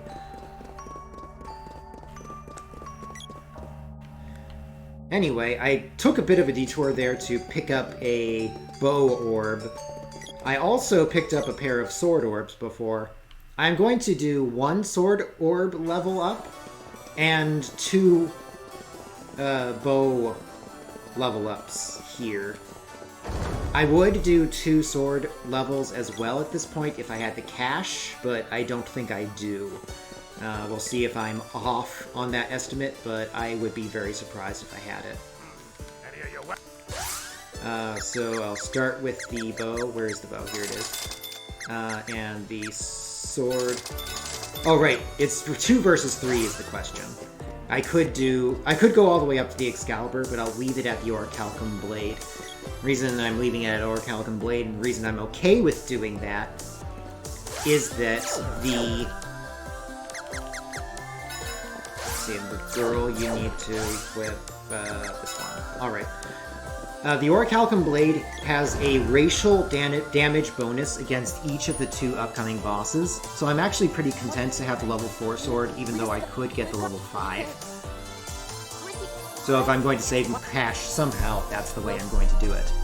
Anyway, we now have a scene that reminds me very much of Final Fantasy VI, where the Resistance is offered a truce by the Empire, and for some baffling reason, they take 0 precautions of any sort as they just walk straight in to the be-dungeoned Imperial Castle.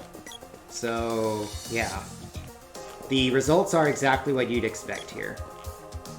In the original release of the remake, there was a way to skip the Metal Mantis fight by clipping through a floor, by punching a wall, because that actually works. If you get angry enough at a wall, you can just jump straight over it or jump straight under it. No, we do not need to talk to all the guards, Mark.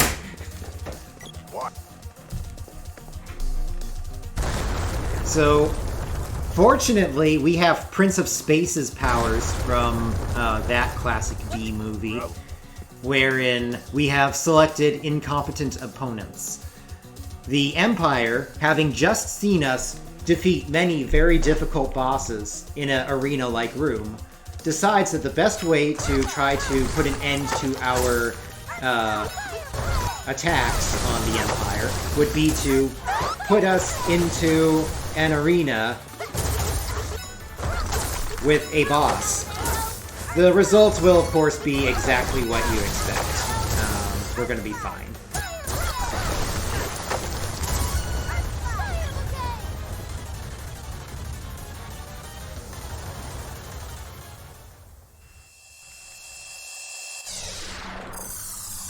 So, yep, we have defeated the Metal Mantis. That boss is, quite frankly, far easier than the vampire.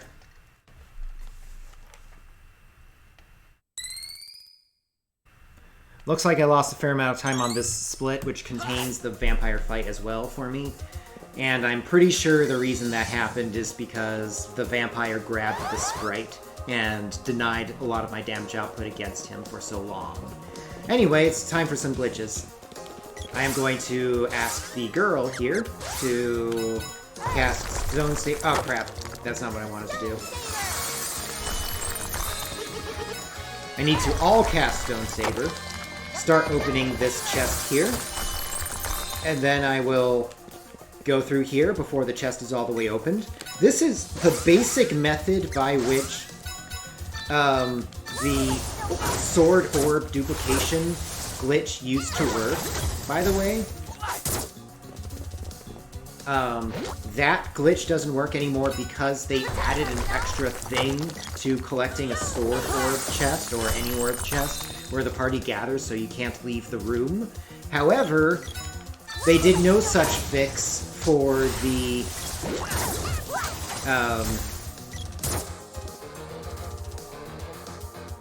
gold chests, so I can just do this.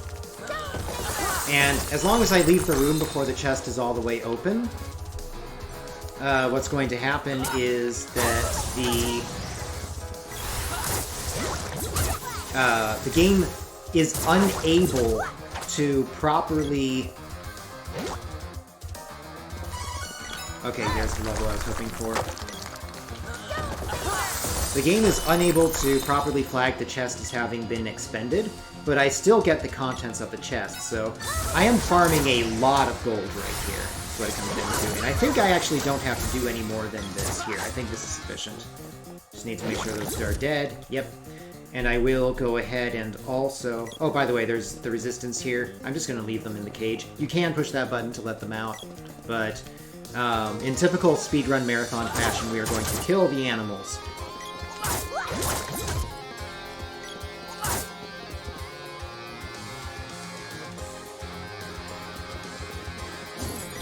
So now there are enemies in this area, all these armored men. Also some ninjas. Ninjas are the ones that matter. They attack very quickly, whereas the armored men have this really long wind-up animation thing going on. I am going to go ahead and give the sprite a candy here to keep them safe. I'm going to avoid these ninjas, otherwise they can be jerks.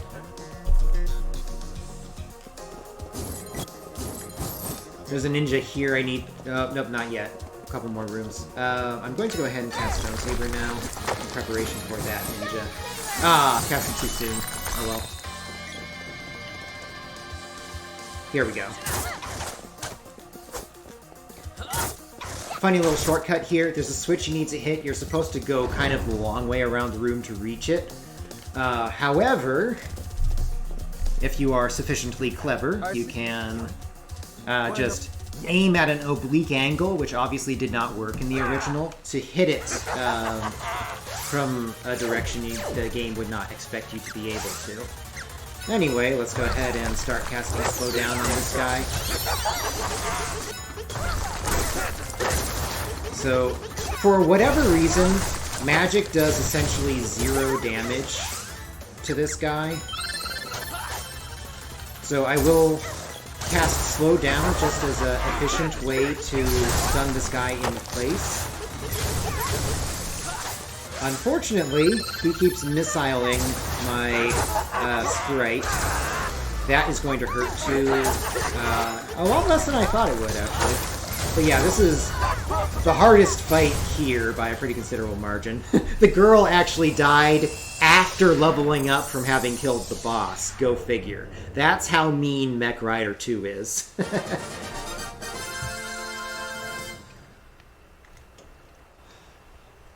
So, Mech Rider 2 decides he's going to burn down the entire castle in an effort to spite us from the dead. But King Truffle comes with Flammy. He asks us to return him to Matango. We never do, so to the best I can tell, he's actually just going to be hanging out on Flammy for the entire rest of the game.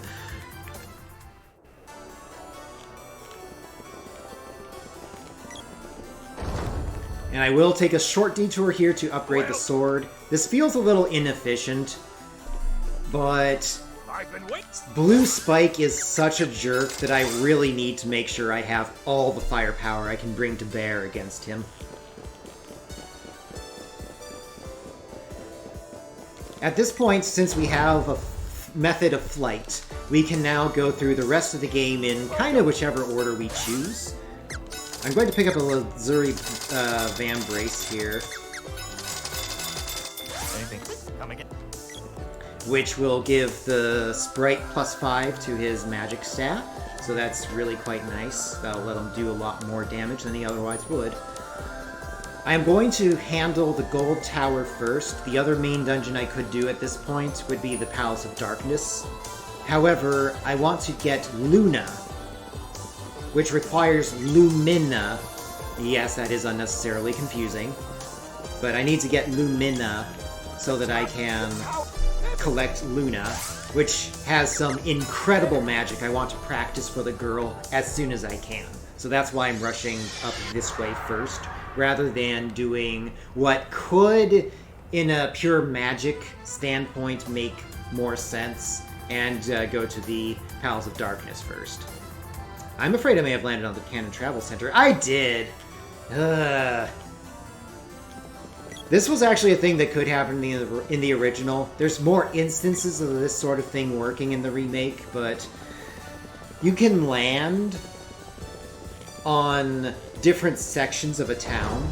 Here I accidentally landed not in Southtown in general, but specifically on the Cannon Travel, which was further away from where I wanted to be. Whoops. I'm going to make use of this beneficially soon by landing directly on the Gold Tower as I get to Gold City yet again. The idea behind Gold City, by the way, is that the entire town is being turned into gold because King Midas is using Lumina's power in order to do that. And as a result, the entire island is just sinking, and they're pretty soon going to be dealing with some serious problems. But as we all know, rising coastlines will not block big money-having entities from their quest to acquire more wealth. This seems perfectly realistic to me. Okay, where is he? There he is. The girl here can use bow and arrows to hit this boss here as he is on the high ground, so that helps. Otherwise, this guy's behavior is very similar to Spiky Tiger. He's a bit more of a jerk. He also has no elemental weakness, so my magic doesn't really do that much damage to him. It also occurs to me that I forgot to equip this thing, which will increase my damage by about 15 per spell cast, so I should really do that. This is a fake death. I am not allowed to bring up the menu during it, so I can just charge my weapon, and that's all the more good I can do. Eventually, I can start targeting him again. You can tell if this hit landed on the boss or not by looking for little sparks on the boss, even if the sound effect doesn't play. I should not need any more magic. I did not, so one walnut against blue spike is pretty efficient. I feel good about that.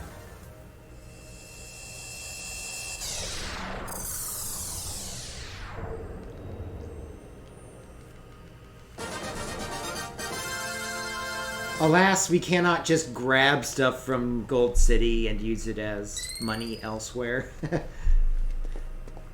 To our knowledge, there is no way to glitch your way to infinite gold in this game at all.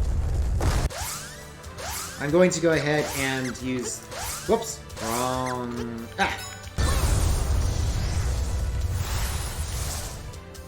I forgot how long it takes for Sylpha to wind up.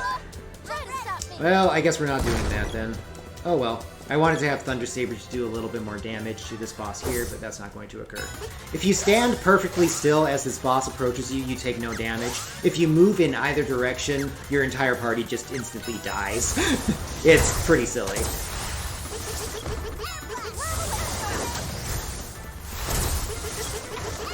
I am going to periodically move around this guy as he tries to lock onto me, because his attacks are directional. Except for his spells, which, as you can see, will hit you regardless.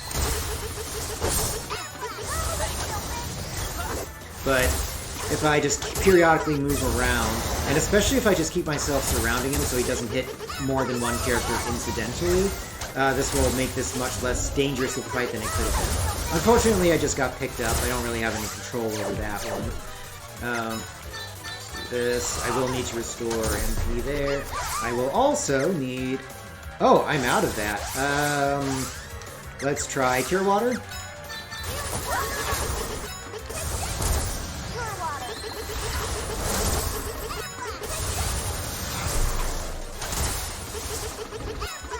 Both of the Minotaur type enemies are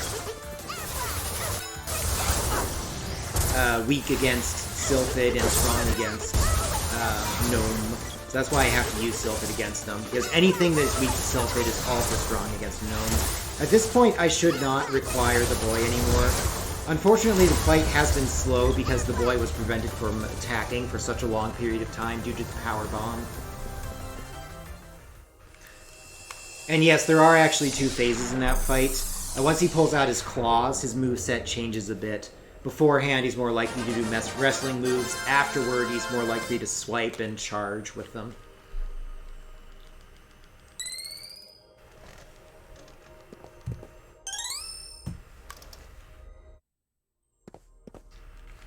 So now we can pick up Lumina, which is one of a couple of elements I'm going to bother leveling up for the girl. Lumina has Lucent Beam, which unfortunately costs 8 MP, which is huge.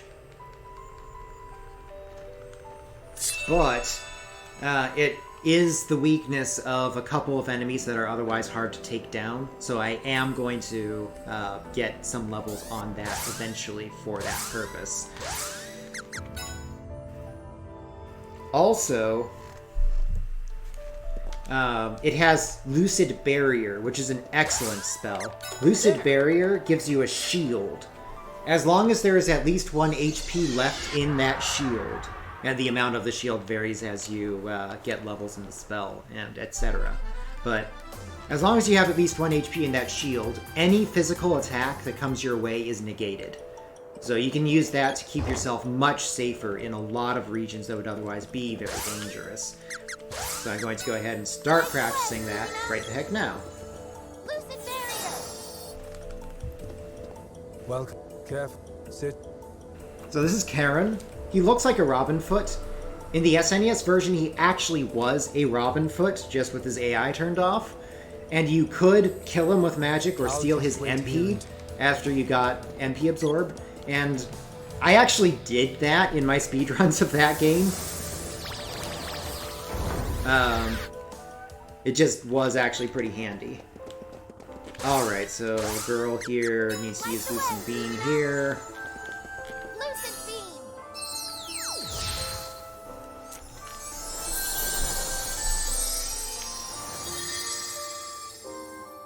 And now I will go pick up Luna.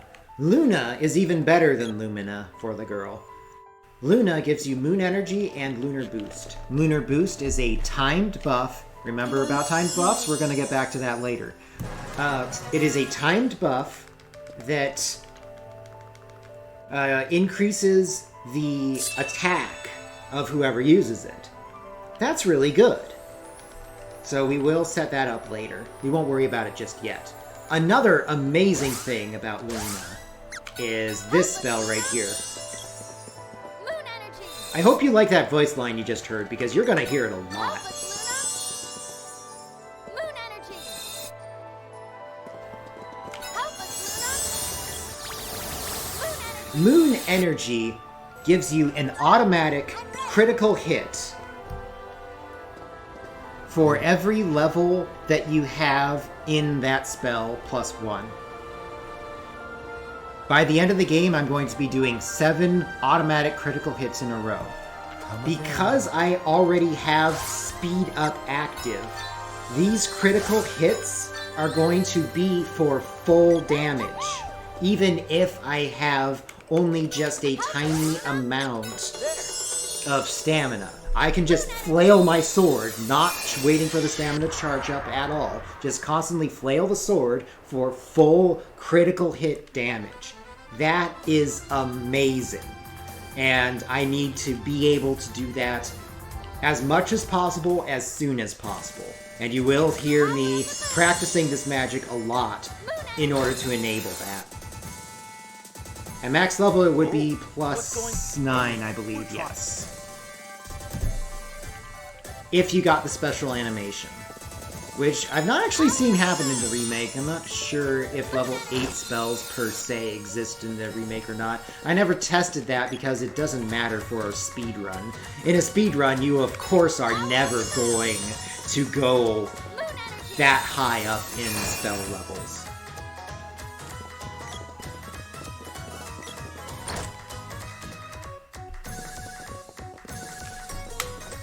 So here's the king. We're back in the useless Republic of Tasnica. There was a spy It turns out that they already knew that the spy was the king, but they wait for us to show up and try to get us executed. And then they are like, oh wait, that wasn't the king after all. And then they, I don't really know. I don't get this section of the plot at all. I think it's pretty clear that at some point they had grand plans for the Republic of Taznica. In particular, if you look at Seiken Densetsu 3, you kind of have a similar setup where each of the 3 characters has a different set of things that matters to them. So my guess is that they meant you to branch into one of 3 different main storylines that followed one of the 3 characters, but instead we have kind of a halfway version of several different storylines.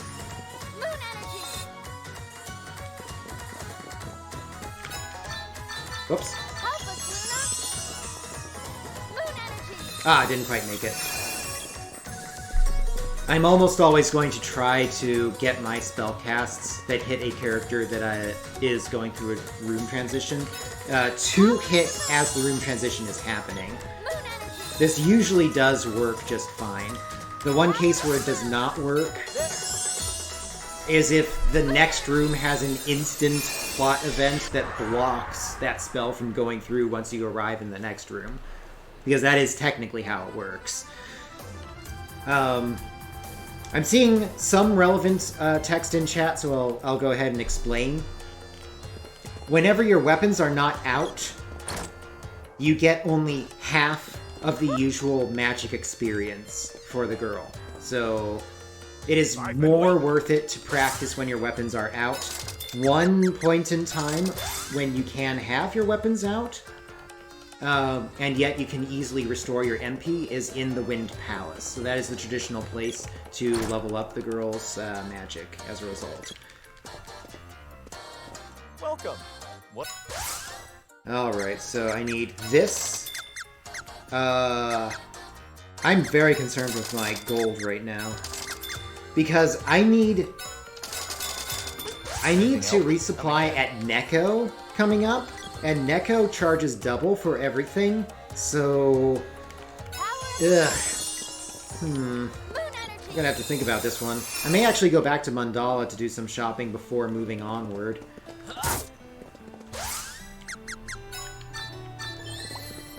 That may be a way to save cash.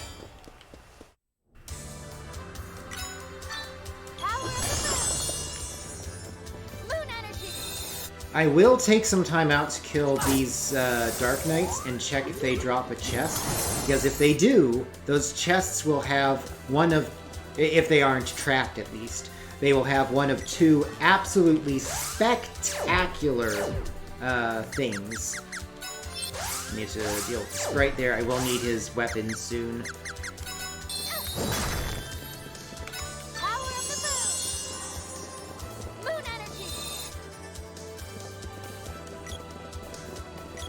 I'm seeing crash count, as if it were a command in chat.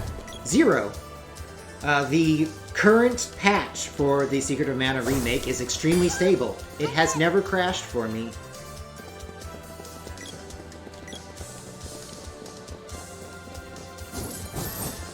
I kind of like not having any money glitches, actually. It means I have to think carefully about how to route out my cash.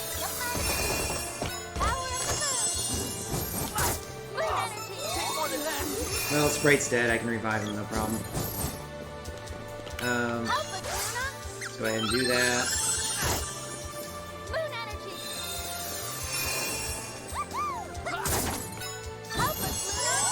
Oh, here's a chest. Come on. Magical armor? Magical armor! Alright, the boy is now much more durable. This also caused me to realize that I forgot to equip the circlet, which may explain why the sprite was dying. The circlet is also a magic boosting item, just like the...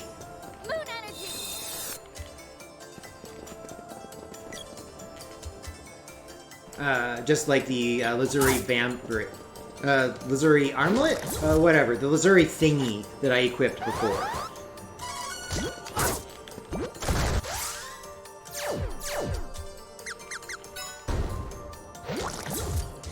This patch is as of the summer. It addressed the sword orb duplication. It addressed a bunch of UI problems people were complaining about. And it also addressed phantom casting. I actually wish phantom casting were still around, but I actually like the other things that got fixed being gone. It also addressed the problem of elemental weapons not actually applying elemental damage, so that actually is a thing now that we can route around, so that's cool.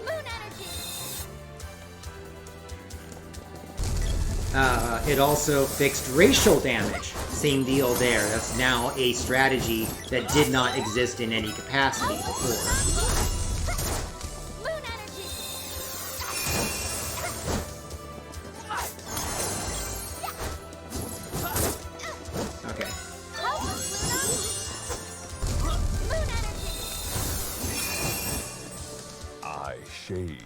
Alright, so I need to keep moon energy up as much as possible. I'm also going to practice some gnome magic, although it's not going to actually do any real damage here. Oops, too soon. I'm going to use Gem Missile just to keep this guy in place as much as possible so he doesn't hurt me too much. I currently have 2 automatic crits per moon energy, so that is why you'll see me do 2 swings and then get on with it.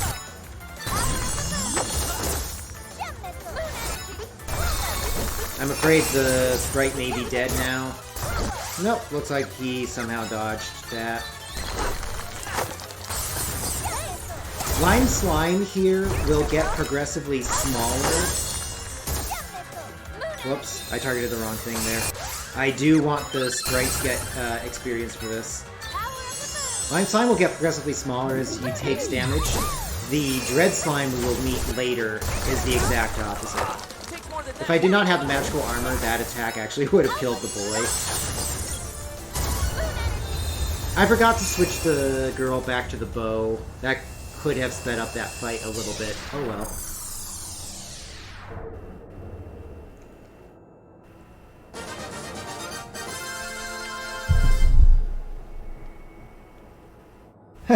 Mark is asking whether yes and no buttons are mapped consistently now. The answer is no. I have mapped the yes and no buttons in a way that benefits me for the most part, but getting through shops is still annoyingly confusing with the button sets. Anyway. For some reason, this seed as well as the Lumina seed, those two you need to get really close to, the other ones you don't. Kind of throws me off sometimes. I'm not sure why it is that way.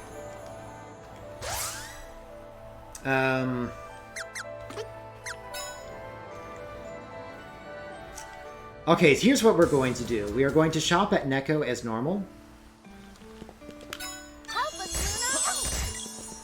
However, if I discover while doing so that that's not a good idea, then I will later, before heading to the gauntlet of many dungeons, I will at that point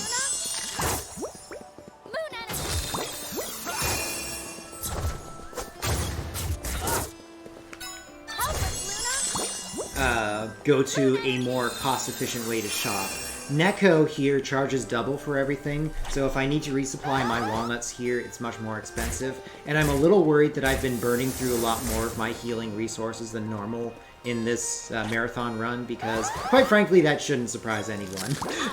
But that does mean I have to worry a little bit about my cash. So I need one of these ivy armlets. I should be okay, I think. Yeah, I can fully stock on this. And I can also fully stock on this, so I'm good. I did kill enough enemies in the Palace of Darkness to make up for the slight shortage I had otherwise. Okay, we should be good now. The reason I'm bothering to pick up an IV armlet, by the way, is because it resists the sleep status effect, which the upcoming enemies will constantly use. It's kind of annoying. Well, not constantly. Infrequently, but they cast it at level 7, so the character goes out of commission for like a minute.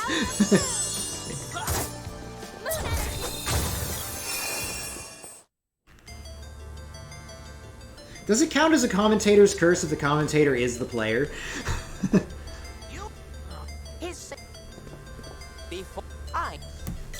Alright, so here's Jock, or allegedly Jock.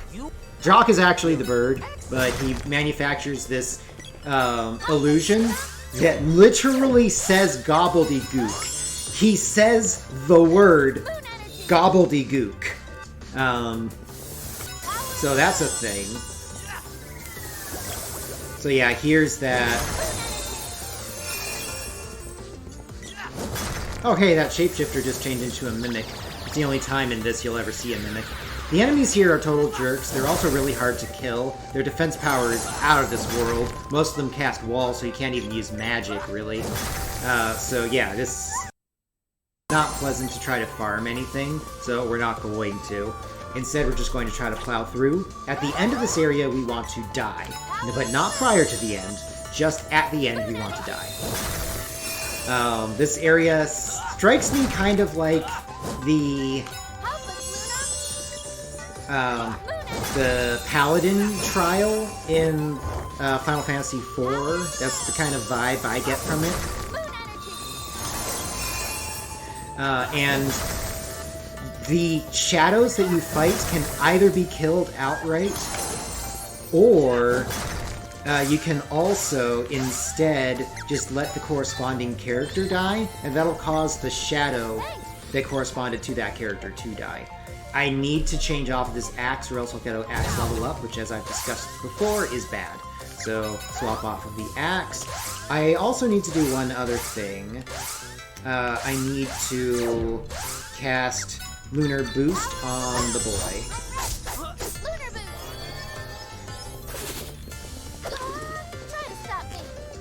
Please kill us. Especially the boy.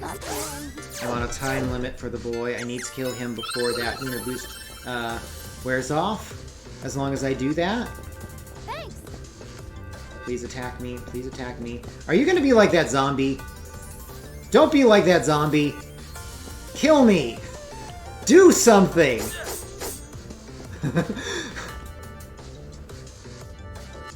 Please. Oh dear. I need to die before the attack up wears off. I think it happened here. Alright, so Dr. Jones died while attack up was active. I think. I didn't see a magic faded message, so I think it worked. And because that happened, the game will never realize that it's supposed to remove that attack up buff. Which ultimately means, of course, that he's just always, for the rest of the game, going to have attack up, which is awesome. Help us, Luna. Moon energy. I do have everything equipped that I'm supposed to have equipped by now. It took me longer than it should have for me to get those things equipped, but I did eventually remember. Thanks to the assistance of me finding a magical armor drop. Anyhow, it is now time for us to fight the most dignified boss in video game history. So Sheik's on the right is one of the henchmen of the Emperor, and he apparently was the Dark Stalker that we murdered in Tasnica. Somehow he escaped, I guess, and he turned into his true form, which is something straight out of Gallagher.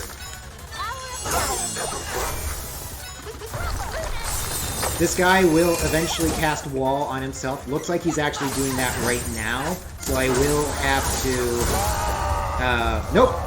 He's too dead for me to have to worry about not being able to cast magic on him. But yeah, it turns out being a watermelon isn't a good plan for world domination. Who knew? Obviously not these guys. His actual name is Iga. Those enemies also show up in the desert in Final Fantasy Adventure, the lesser-known prequel to this game. And in the remake of that game, which was made by the same guys as this, by the way, those enemies look hilarious. So, yeah, that's pretty good. Moon energy.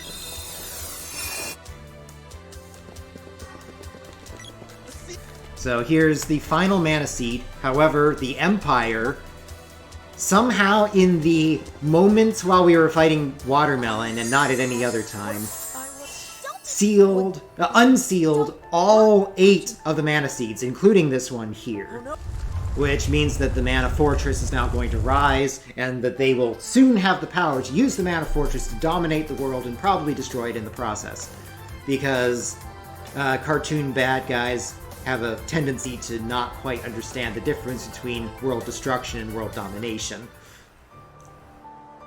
Anyhow, let's go ahead and keep leveling up Moon Energy, while also preparing it in case I want to use it in order to swat away some enemies. Moon energy. I additionally am going to want to cast some Lucid Barrier. Ah, I didn't quite time it right. Oh well. So the girl currently still has the axe equipped from some earlier shenanigans. And this is the last time I need to use the axe specifically. These animating blobs of who knows what happen to be only sliceable by the axe. I'm choosing to go to the right here instead of the slightly more sensible path to the left, because the left area features a Marma Blue, and Marma Blues are total jerks that steal all of your MP. My mages don't have enough magic defense right now to prevent themselves from losing 100% of all of their MP if they get targeted by one of them.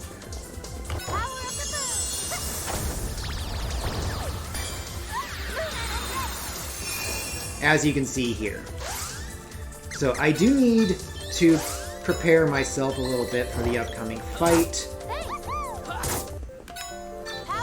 I need to have Lucid Barrier active on everyone heading into this fight, because Hydra has some very, very powerful physical spells that he can target the whole party with, and I do not want that to occur.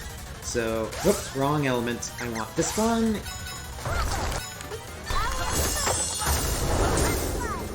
So this is 1. This would knock our entire party unconscious while removing about 3/4 of their HP. So it is good that I don't have to worry about that. Whoops. Keep pulling that up too early. I'm at the point right now where I can just barely spend all of my Moon Energy charges just before the next one comes in. So you're just going to see constant Moon Energy casts and constant swings in between.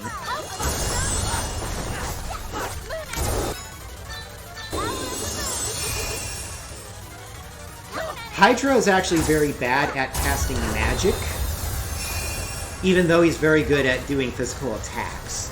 This means that that Acid Storm that I saw was actually not a threat at all. You saw me take 1 damage.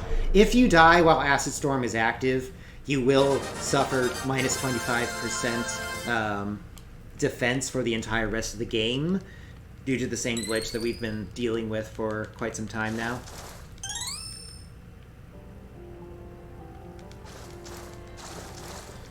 Alright, so the Emperor has replaced Sheiks with just some random guy in gold armor. Quite frankly, I suspect that random guy is going to be more effective than Sheiks was. We never see him again, though, to my recollection. We gotta hurry. Alright, I do need to deal with this area. If it weren't for the fact that we have a lot of awesome spells by now, this area probably would be the hardest in the game. But because we have a lot of helpful buffs that we can use to keep ourselves safe, we should be able to get through this just fine. I'm going to eventually wall the boy, because eventually there are going to be spells cast by some of the enemies that would be super bad. So the girl will need to wall the boy, who is currently Dr. Jones. So now the boy has both Lucid Barrier, which will protect him from physical attacks, and Wall, which will protect him from up to 2 magical things. I'm going to keep practicing magic here, because that's a sensible thing to do. Okay. Calling the girl. Didn't quite work out. I was going to use the girl to teleport myself backwards a little bit, but I didn't set it up right. It's not something that's really in my repertoire yet, so it's not too surprising to me that I messed it up. Unfortunately, because the boy is walled, I am not currently able to refresh his moon energy, so at this point he cannot swat away enemies very effectively. I did just deflect one energy absorb that probably would have one-shot the boy, or at least come close to doing so. So that was why I had the wall in the first place. Okay, Sprite, you need to just cast some magic. I don't care what you cast, just don't join me here.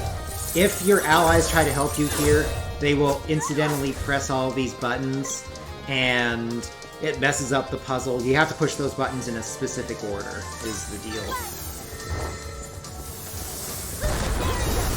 So there's my other wall charge. So at this point I no longer have wall on the boy, which means that I can start casting magic on him again. Unfortunately the sprite's dead. He can be revived easily enough.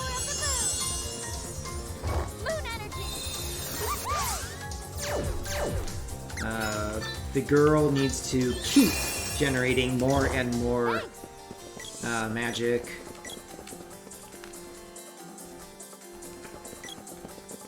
As long as you run past those guys, they usually won't catch you, or if they do, they will only remove one of your lucid barriers in general. I'm seeing some speculation about Sega Densetsu 3 in chat. I will note that the prequel to this game had its remake completed on February of 2 years prior to when this game's remake came out. It was made by the same team. I would therefore expect, although it is not guaranteed, I don't think it's been officially announced, but I would expect that 2 years from now we will be looking at a Seiken Densetsu 2 remake, which is this game. Sorry, Seiken Densetsu 3 remake. Which will be cool because that will make it the only official translation of the game in existence.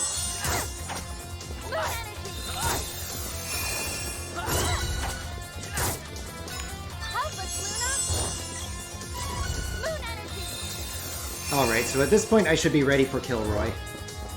Not Kilroy, Kettlekin, who looks like Kilroy, but is not. Kettlekin, his balance seems to suggest he's supposed to show up somewhere else in the game. His HP is comically low. He does, however, cast Lucid Barrier on himself, potentially. That, we should be avoiding that. But I'm going to distract him with a spell. Then I'll get around to his backside and hit him. So yeah, not much HP. His Lucid Barrier only protects him from 1 or 2 crits.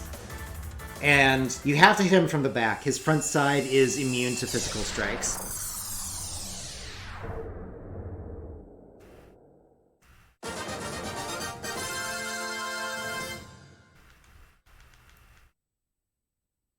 I love the boing sound effect that's part of the collapsing animation for both Kilroy and Kettlekin.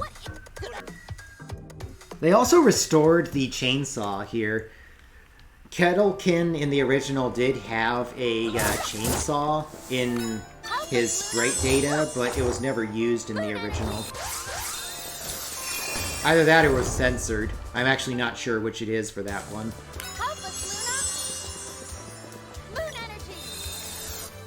So this is the Grand Palace, as we call it.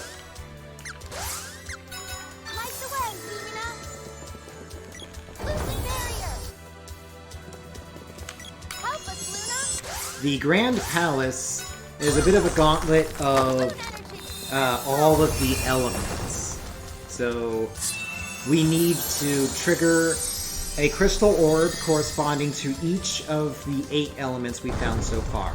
Well, 7 technically. We have obtained Dryad, but there isn't exactly a Dryad orb that we have to deal with. There is a room for the Dryad orb, but there just isn't a Dryad orb there. I'll point it out once we get there.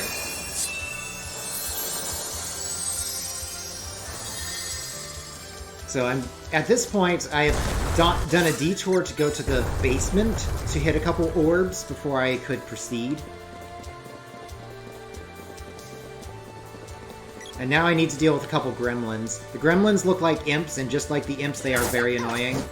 This should be enough for me to get out. Okay. I attack one of them, that usually keeps us mostly safe. I didn't even hear our lucid barriers get popped there, so I don't have to worry too much about that either. I will attempt to restore that moon energy. If you forget which orb is which, you can actually identify it by the palettes of each of these rooms. Each of the palaces that you went through in the earlier portions of the game had a particular color scheme, and those color schemes are matched by these rooms here. So if you remember those well enough, you can identify what you need to do. Alternatively, you can just identify obvious things, such as, oh hey,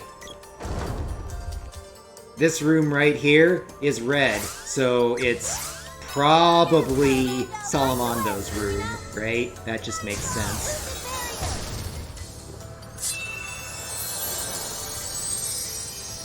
You could also use Analyzer, yes, that works too.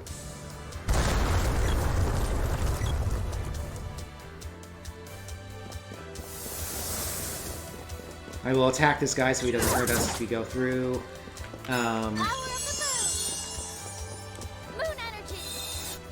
I will need to restore the girl's MP. I'll also attack that guy so he doesn't bug us.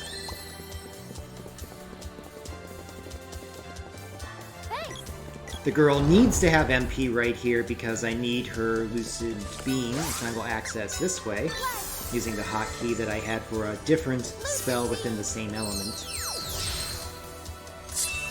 Next up will be Shade. There is going to be an orb chest that has a sword orb that I'm going to skip here. I will eventually upgrade the sword to level 8.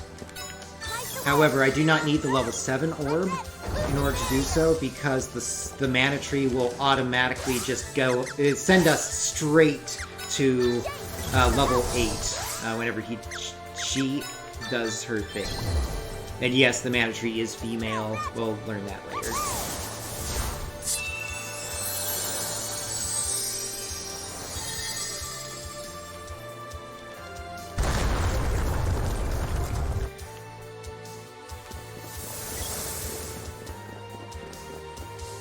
The original release of the remake allowed you to use a ranged weapon to hit this switch over here. That doesn't work anymore. I'm not sure why not, but it doesn't. So I need to walk over. I guess what I should say is not so much that I don't know why not. Obviously they fixed it. But what I don't know is how not. It seems strange to me that they even could deactivate the switch in that way. I often lose track of the boy's crit count at this point. I hope he still has enough automatic critical hits for me to get through here. Okay. Without critical hits, these guys don't get knocked to the ground, they just cringe. And that is insufficient to swat them away sufficiently. I'm going to wait a moment here. These swords will not activate until I move. And I need to refresh my moon energy, and I forgot to do so beforehand.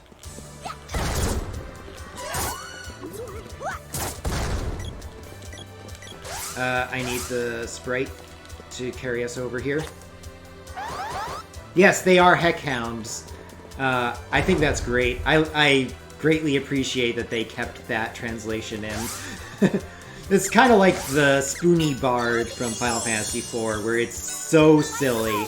that it's now iconic. Lucid barrier. Barrier actually didn't come out. I'm not sure if I need the barrier refreshed at this point or not.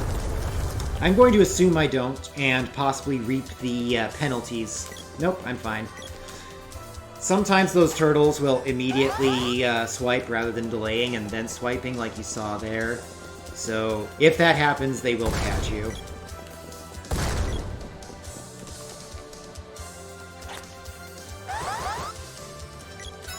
Light the way, Luna.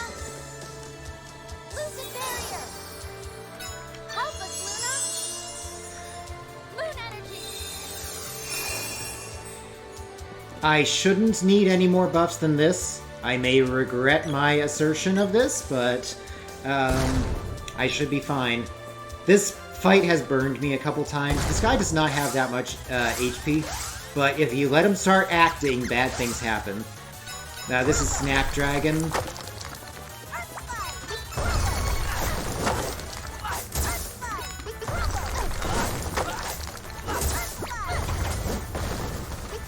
Well, we have problems. So yeah, this is just gonna be bad.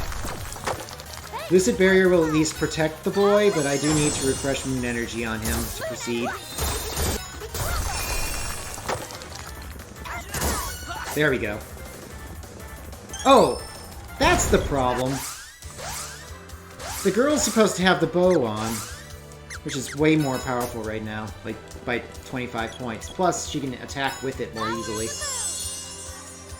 Moon energy. Power of the moon. Yeah, there are generally autosaves here, and that does make it much more marathon-friendly than it would otherwise be. Because there are a lot of fights where, although the odds of losing are low, they are not zero. And if you take them as a whole, it does add up. Light the way, Luna. Lucid barrier. You're... I'm a... Alright, so here we are with Thanatos, who has slain the Emperor and taken over this whole operation.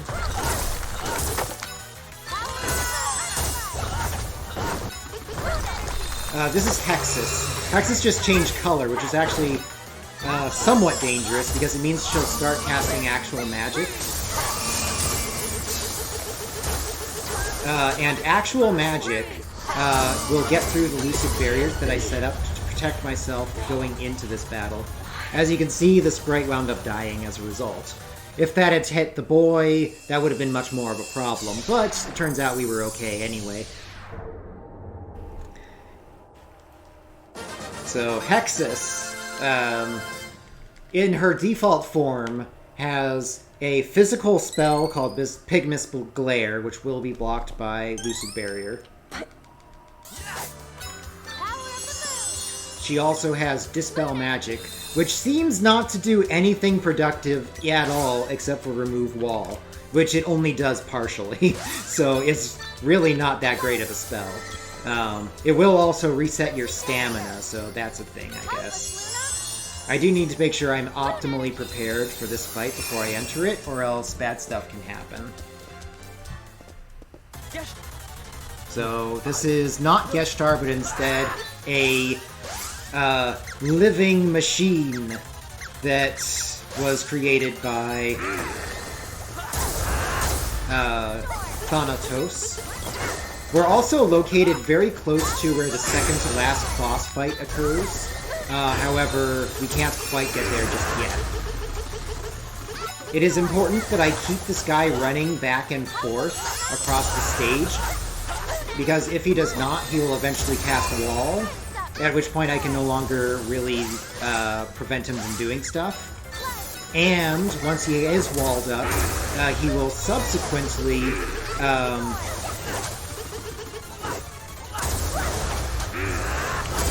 should be almost dead and beautiful. Ugh, I'm worried about running out of lucid barriers here. Yeah, Sprite's dead. This time I want the Sprite to live. This should be wall. Should be dead. Okay, good. Phew. Once he gets wall up, I can no longer stun him in place with the Sprite's magic. And as a result, He then starts to cast Disruptor Wave or something like that, which hits your whole party for 250-ish damage. And I can only withstand that for so long. Lucid Barrier will block it, but it's hard to keep Lucid Barrier and Moon Energy up simultaneously in that fight. And I think the last few fights have demonstrated just how much I rely on all three characters at once for all of the battles in the remake here. And that is a large part of what I like about playing this game as a speedrun in comparison to the SNES original.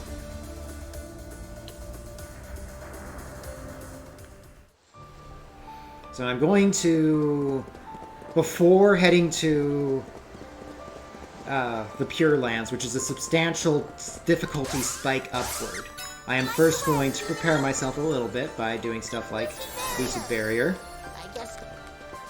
Oh, wait. I'm looking at the Sprite's MP. That's not okay. Sprite, you get MP. Alright. Whoops. Ah! Menus are hard, guys. Alright, here we go. Get one Van Brace, bunch of Royal Jam, which will fully heal characters, as many Fairy Walnuts as I can carry, as many Cups of Wishes as I can carry. By the way, you can go up to 12. You have to go into the options menu in order to do that. It's really strange to me that that is an option in the game rather than an actual design decision that they made. But if you go into the options menu, you can just set yourself to either 4 items, max 8, or 12. Anyway, it is time for Pure Lands. I could upgrade my sword if I had picked up a sword orb that I had noted as I was running past it before, but I'm not going to. These Griffin Hands will one-shot characters other than the boy here. The boy will only not be one-shot because he has the magical armor and the Van Brace that I am supposed to remember how to equip. My track record on remembering to equip this stuff is not very good. That's what I didn't want to see. Preparing for the upcoming boss fight is very tricky because you don't get any safe place to work with, as you can see. Oh dear. I don't really have any crits left on the boy, so I will have to do this. Sprite will need to switch to Sylphid because that is the weakness of this boss.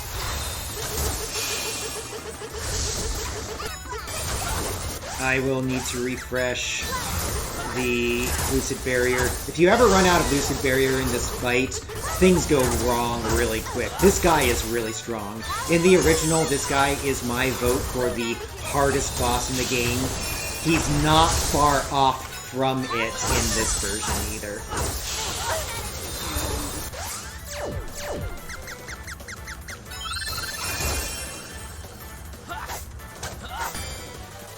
I don't know where he is, unfortunately. There he is. The boy should have enough defense to survive that.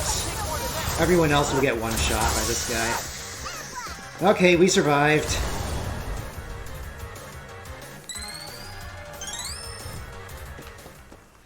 It sure is a good thing that Luna has a lot of patience, because we ask Luna for a lot of help.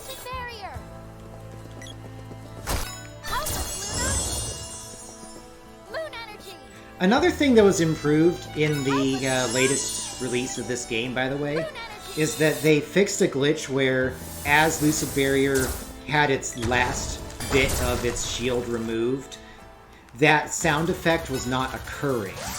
They fixed that, so now you can actually tell when Lucid Barrier goes down. So that's really nice that they fixed that glitch, because it makes it much easier to track who you do and who you don't need to help in that regard. This boss is a little hard to identify where the hitbox is. Generally, you're trying to hit him about where the barb on his tail is located. Even if that tail is whipping around high in the air, usually you need to actually move your attacks a little bit back in order to track him. It's not very obvious, but if you look for the sparks on the body, you can tell when it is that you are hitting and when you aren't.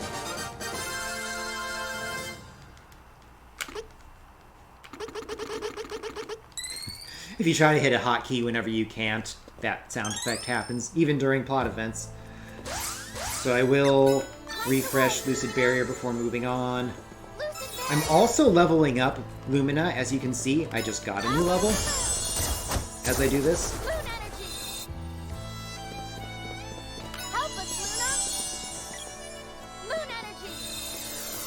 And the Lumina levels will help me to defeat King Vampire later.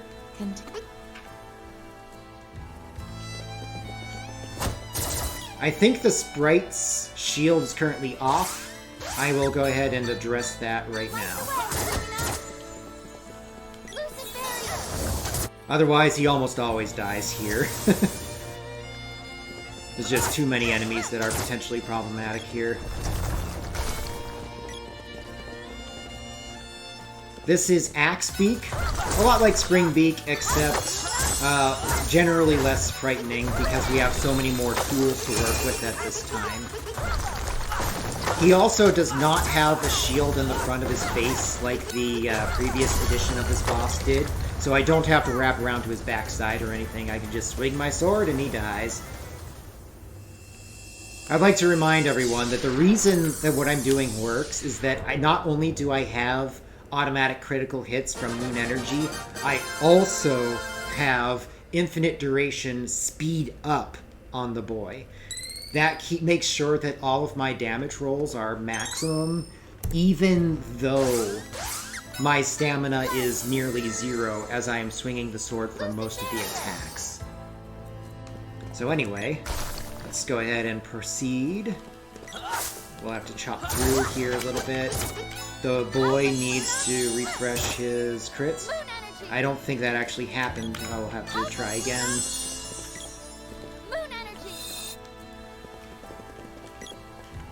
Here's Lava Dragon. Of the dragons, this is the one most likely to have an opportunity to run away. Just because of the geometry of the room, he has less distance he has to go before he has escaped.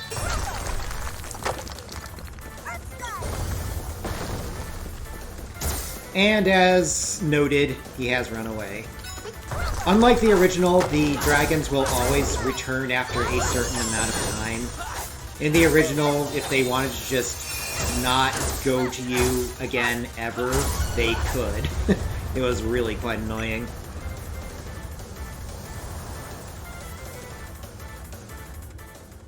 Pixelol is asking if the rank 9 sword via infinite sword orb glitch no longer works. It indeed does no longer work.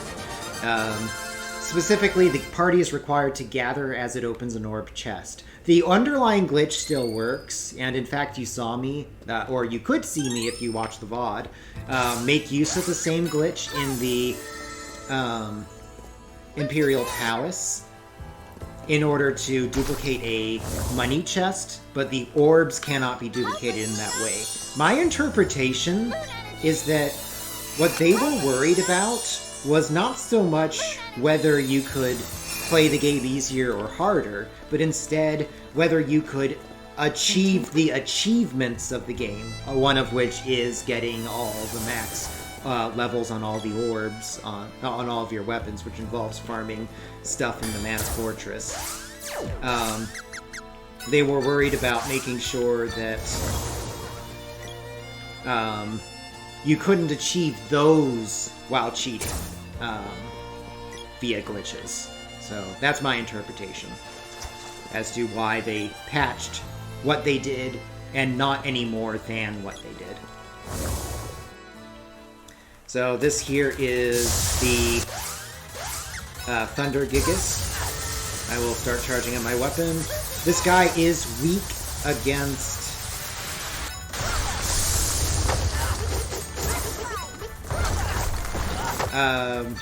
Gnome, which is the elements that I have been leveling up here. So he will take massive damage from my magic, in addition to massive damage from my crits. So even though this guy, stats-wise, is the strongest of the enemies in the Pure Lands, he goes down really fast.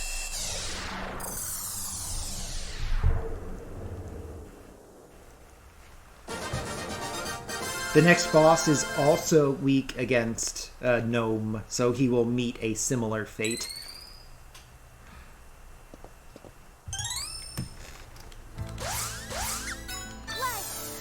I don't think my barriers are active. Lucid barrier. Ah, crap. I forgot how far that distance was into the darkness before you got to move. I remember this one's long. Moon energy. Help us, Luna. Moon energy. You don't actually have to cut any of those bushes. You can just go the long way around in that room.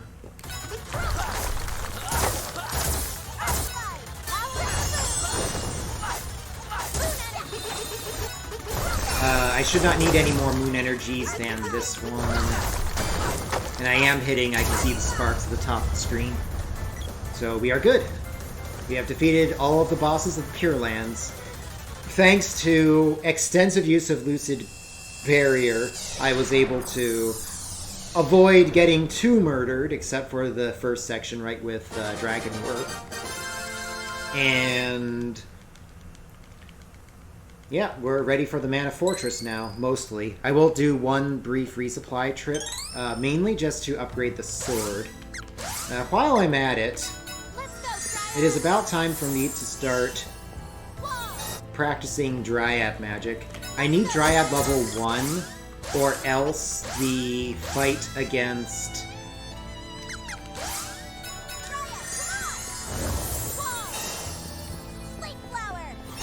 Oh, it didn't actually happen. Oh well. If I don't have Dryad level 1 for the Mana Beast fight, the odds that it goes badly goes way the heck up. Where are we? So now we have plot time. The biggest portions of this plot will actually be in zoomed in cutscenes with, you know, full animation going on. That type of cutscene is the type of cutscene you're allowed to completely skip, so you don't get to see it in a speedrun. You'll have to play casually to see that. What is the secret of mana? If you had to identify any one thing as the secret of mana, the stuff you learned during this scene is probably what you would identify as that secret. So, the mana tree, it turns out, is the boy's mother.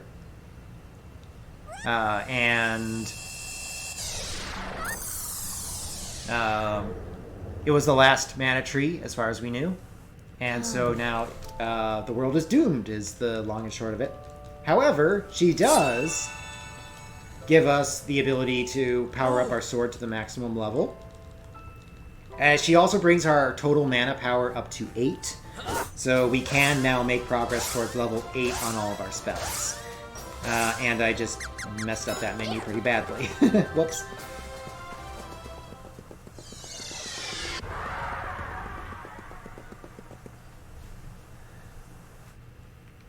So I will go due south from here to reach Kakara.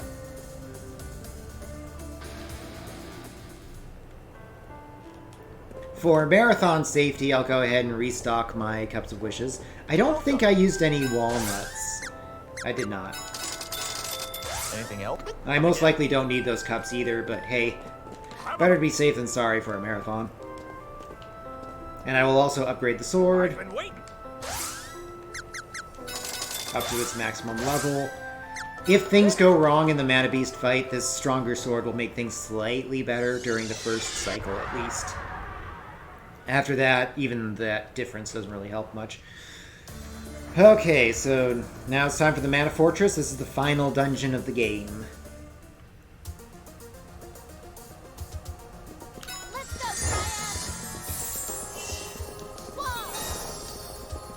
That's actually not what I meant to cast there. I think that did actually remove the wall that had been present on her, though. So that actually worked out, even though it's not what I meant to do. Yep, so you can see we just lost all of our barriers. This area is pretty scary. Okay, looks like we still had a little bit on the girl, so that's good.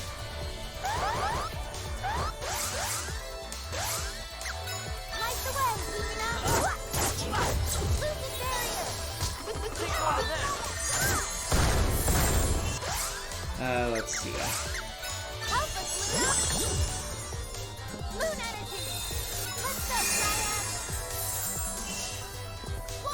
So I'm trying to practice Dryad magic as I go through. This is kind of awkward, though, so... Flake flower. That didn't work? There were no other enemies to spawn. Oh well. Flake flower. Yeah, blocking my path, unfortunately. Let's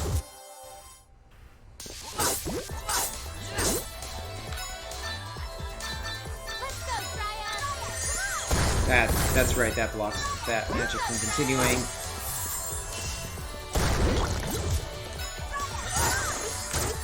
Let's go, Triad. Flake flower. I keep canceling my sleep flowers by killing the targets for them. So that's a little awkward. This actually means that I'm going to need more sleep flower practice in the near future than wall practice. Which is a little opposite of how it usually goes. Ah! He hit himself with his own sleep flower because of the wall getting reflected.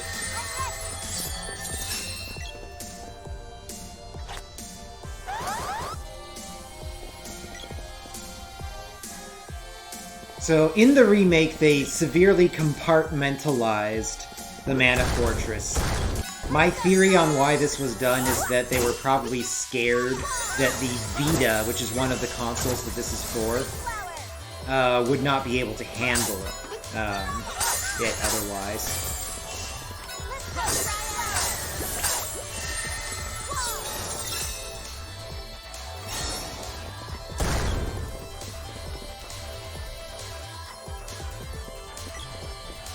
I need to restore health on the boy before we go into the next boss. That's what these things are for. I also need to make sure we're ready with this stuff. Flake flower. Lucid barrier. The girl's going to be constantly casting magic, so I don't think she technically requires that. Help us, Luna. Moon energy. Okay, so she needs MP. Alright, time for Buffy, as we call him. This is the King Vampire, who Ted Woolsey decided to call Buffy for obvious reasons that could not be repeated in fear of lawsuits in the future. But now he's called King Vampire, and he spends most of his time up in the air where physical attacks cannot land. So this guy is the primary reason, as a result, that I bothered to upgrade Lumina.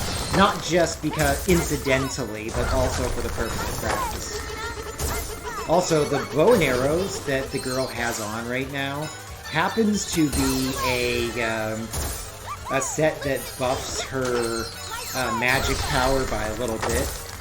Not a whole lot, but every little bit counts.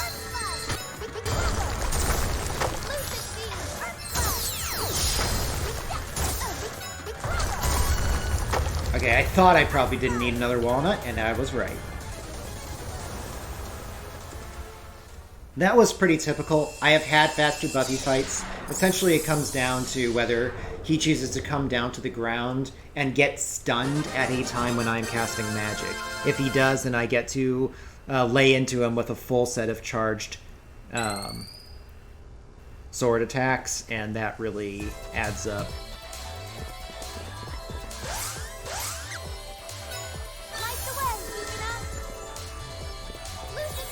I do need to continue my Dryad practice.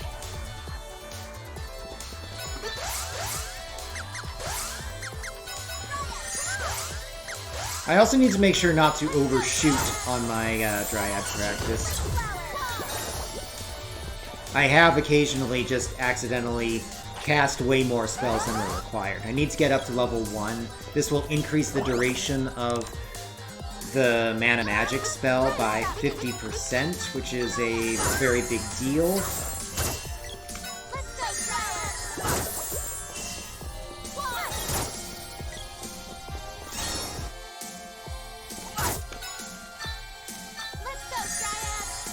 I don't think that's what I meant to do. No, it worked out. Okay, so I do still need Sleep Flower, but aside from that, we're pretty much there.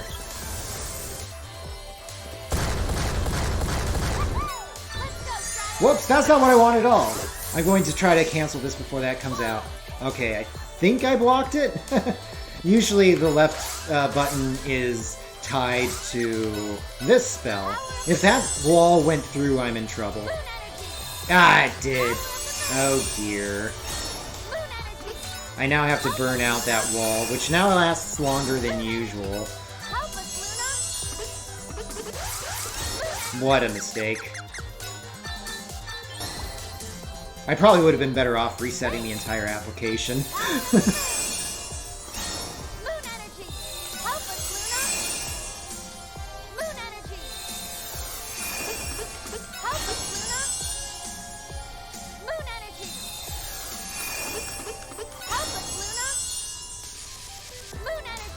Alright, there we go.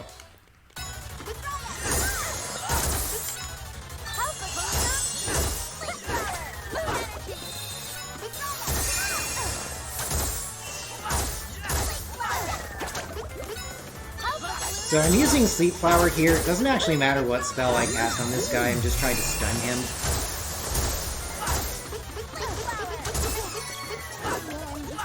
Acid Storm would help very slightly with damage output, but only slightly.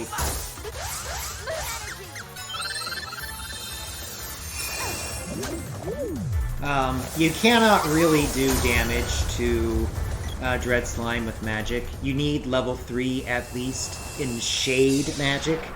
And I have cast a grand total of 1 Shade spell ever here. And that was to trigger an orb in the Grand Palace. At this point, I have the Dryad magic up to what I need it to be.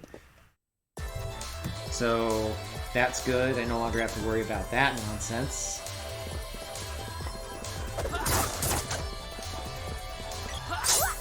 Whoops. I missed the ninja because I couldn't gauge where it was because it was hiding behind its little invisible box. Working as intended, I suppose. One last whip post jump here. And with this, I think we're done using the whip for anything meaningful. I attacked rather than taking a hit there. Chests in the Mana Fortress. Either... Oh, crap. That Master Ninja did his job. Chests in the Mana Fortress, if they are not trapped, will contain either a strong piece of armor or an orb for a weapon. One of the reasons I think they may have compartmentalized this area so much was in order to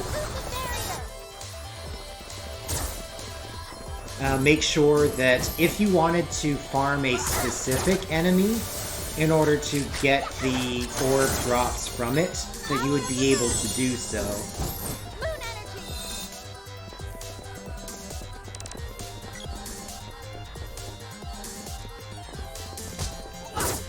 Yeah, that Master Ninja was so cruel, I feel like he needs a theme song.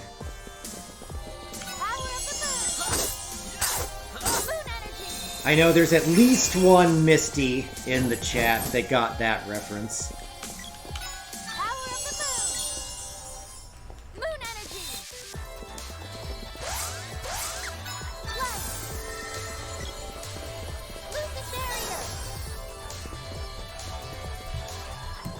Alright, so, time for the second to last boss. This is Thanatos. He's been carrying Dialog, he's kept constantly mind-controlled or drained of his soul or whatever. And apparently Dialog was, like, born in darkness and raised in light or something. And that makes him capable of ruling the world, so Thanatos wants to have his body for his own purpose. So Dialog's solution to this situation is to kill himself. which leaves Lich bodiless because he had already abandoned his previous body. But So now we get to slay the spirit before he tries to possess our bodies. There we go. This guy is weak to holy elemental damage. So you will see some Lucent Beam here. I will need to frequently restore not Marl's magic as a result. I will also need to occasionally restore the boy's ability to land critical hits.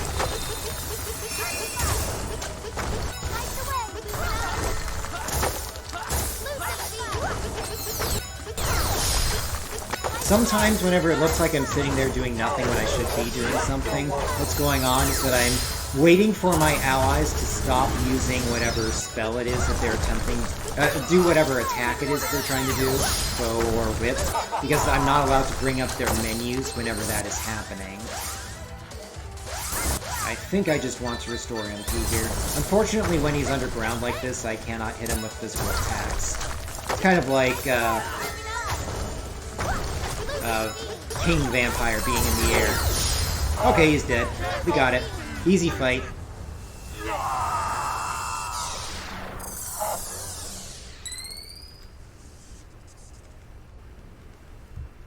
Yes, he indeed has 6,666 HP. The next boss has 9,090. Sorry, 9,990, which means that if I score 999 damage strikes throughout, that I will exactly be able to What's wrong? I'm just...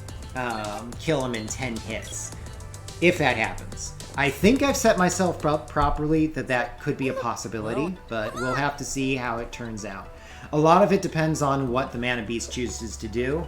If he casts Lucent Beam on the girl or the boy at an inopportune moment, bad things can happen. Alright, so let's go ahead and do...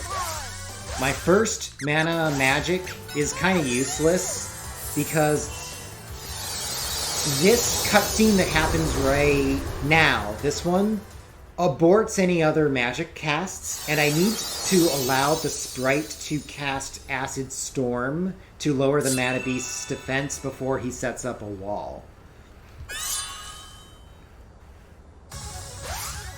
Okay, so let's see.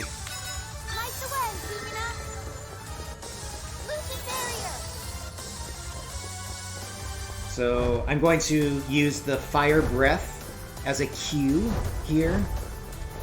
I watch for a certain place in that.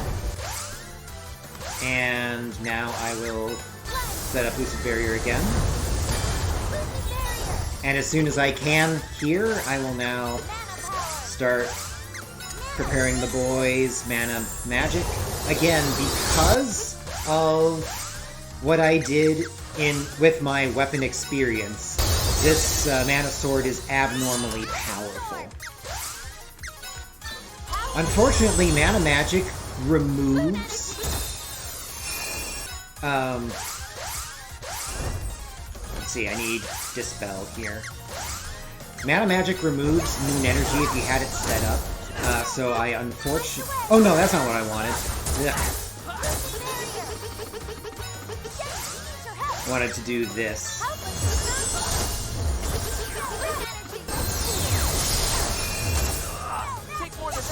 Okay.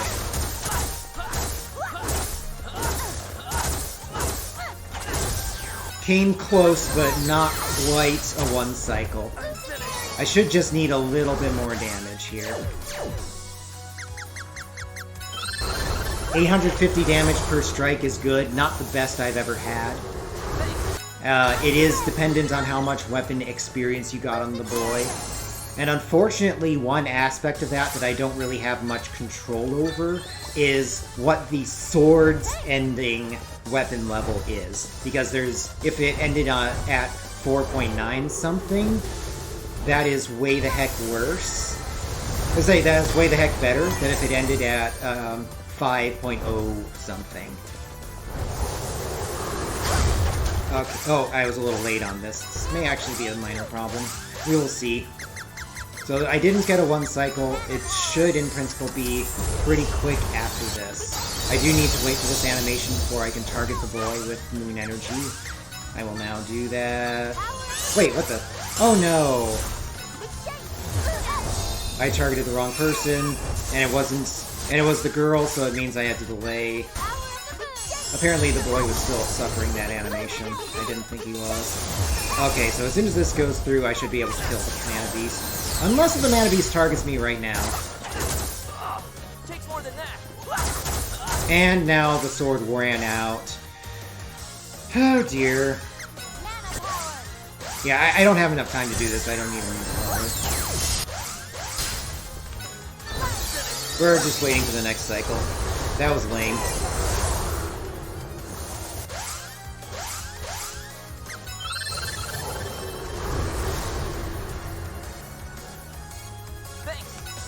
So yeah, that was a cycle where I did literally 0 damage. This is alarmingly common past the first cycle. The first cycle you usually get a lot of damage in. After that, lots of stuff can go wrong because the Mana Beast does no longer needs to set up a wall at the start, which lets him start casting his own magic way the heck sooner.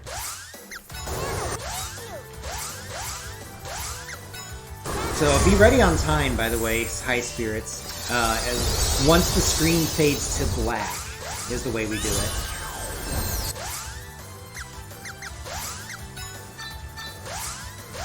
Because he's currently the target of the offensive spell, I cannot target him with the beneficial one, unfortunately.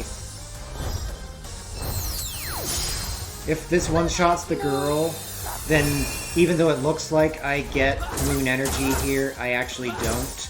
So yeah, I'm actually at risk of dying here, so I'm going to barrel. Okay. I otherwise was likely dead there. Welcome to the Mana Beast after Cycle 1.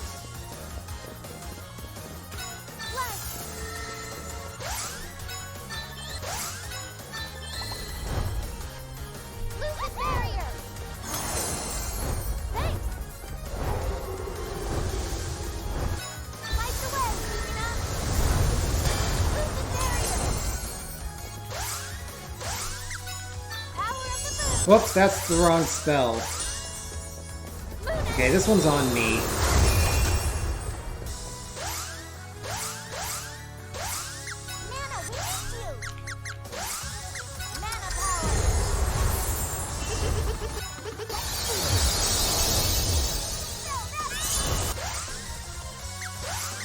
The annoying part of this is that you must do moon energy after the mana sword is restored.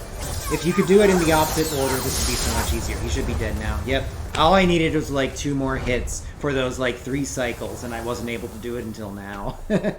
Alright, there we go. That's it. GG. Time is called. Alright, so there you have it. This was actually a personal best for me, believe it or not, by about a little under 2 minutes. So that feels good. I do not currently have the world record. Dine Nuitari currently does for this particular category. It is much faster, obviously, if you are running on the unpatched version, which lets you run through the second half of the game with 1 mana sword in the boy's hand, 1 mana sword in the girl's hand for all of the remaining bosses, and everything just dies. So that's how the speedrun used to work. Now it's a lot more complicated. I like complicated. I like having to juggle more things. I like the threat that things could go wrong. So to me, it's actually kind of a nice thing.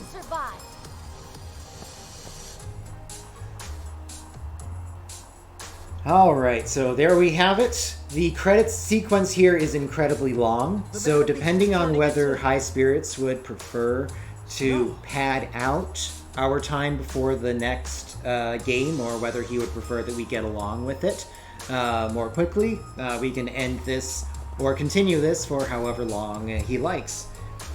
as I understand it, the next runner coming up is going to be Final Fantasy IV all bosses, which is pretty cool. I have some Final Fantasy IV background. These days, I have a weekly stream for Final Fantasy IV The Lunarian Shuffle, which is my randomizer for that game, which is designed for challenge runs instead of speed runs. Other things that you would see if you followed my stream would include casual playthroughs of games like the Phoenix Wright series with voice through. You'll see speedruns of this game, other RPGs, occasionally strategy games, and other various things. The level of commentary that I provided here is what I usually attempt to provide. So if you enjoyed the technical insights you got here and didn't mind the frequency of the word that I am aware that is in my speech, then go right ahead and give me a follow. My Twitch is iICrowIi. So give that a follow and you can see more things by me. Otherwise, I'll just be waiting for a cue by High Spirits as to when it is that I should cut the stream or not cut the stream, so I'll be waiting for that to occur. I'll see if there's anything I can glean from chat here. Let's see. Mark's asking to tell you marathon luck plus secret of mana glitchiness equals PB. Yes, I guess so. He did say something to that effect in my stream yesterday. Let's see. Blah, blah, blah, blah. There was actually a little bit of I've never seen that before in this run. Nothing that wound up being a major impact, but anytime you're speedrunning a game, you will always see stuff that you had not noticed before or that you just hadn't happened to encounter before.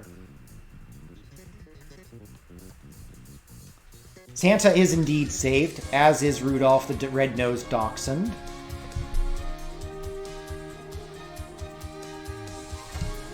Let's see. Have I played Seiken Densetsu 3? How do you think it compares to Secret of Mana? My opinion of Seiken Densetsu 3 is that it is a more solid RPG, but it is less unique of a game. It does not feel as much like an action RPG as this game, or especially Final Fantasy Adventure did.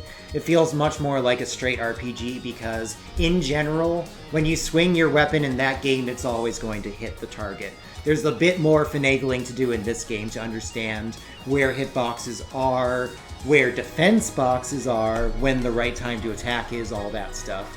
In Seiken Densetsu 3, attacking is just an action that happens not to use a menu, but may as well use a menu.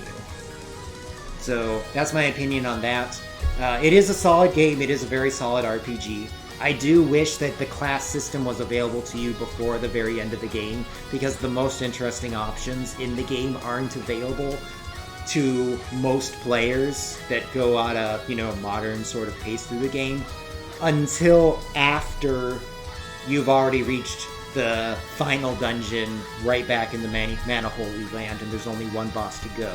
So that's a big missed opportunity, I think, that I hope that the development team for the remake, which I assume is happening but isn't confirmed yet, I hope that that development team has the cojones to break from exactly what the game had been in order to provide a better experience based on the advances in game design that have happened between then and now.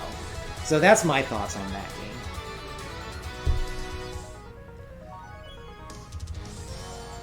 Let's see. Second says who relies more on build skill. Yes. There's some discussion as to whether Mark is or is not in Austin. I think his screen name makes that answer to that rather clear. Is there a Secret of Mana randomizer? Yes, there is. I believe it's the page that you would look up in order to find it is called Secret of Mana Ancient Cave. Recently, Moppleton, who's the developer, has been putting more effort into a randomizer, a mode for it, which randomizes the main story, rather than doing an Ancient Cave Lufia 2 style experience. But both of those modes exist, and he's added more features to it lately, like weird things weapons can do. He has added music from other games getting ported into Secret of Mana, so that's pretty cool. So yeah, go ahead and look that project up. I unfortunately don't have a link on hand, or else I'd drop it myself. High Spirits is telling me I can wrap it up. Alright, so I'll go ahead and skip past the rest of the credits here and let the final part of the end show. Thank you very much, High Spirits and everyone involved in Questing for Glory, for giving me an opportunity to show off a game that I think gets a little bit more panned than I think it should. There are a lot of cool things about the remake of this game. I hope I have showcased some of it, and I hope that some people that hadn't been exposed to it before maybe pick it up and give it a shot themselves. Good afternoon, goodbye for now, and we'll be passing over soon to Final Fantasy IV.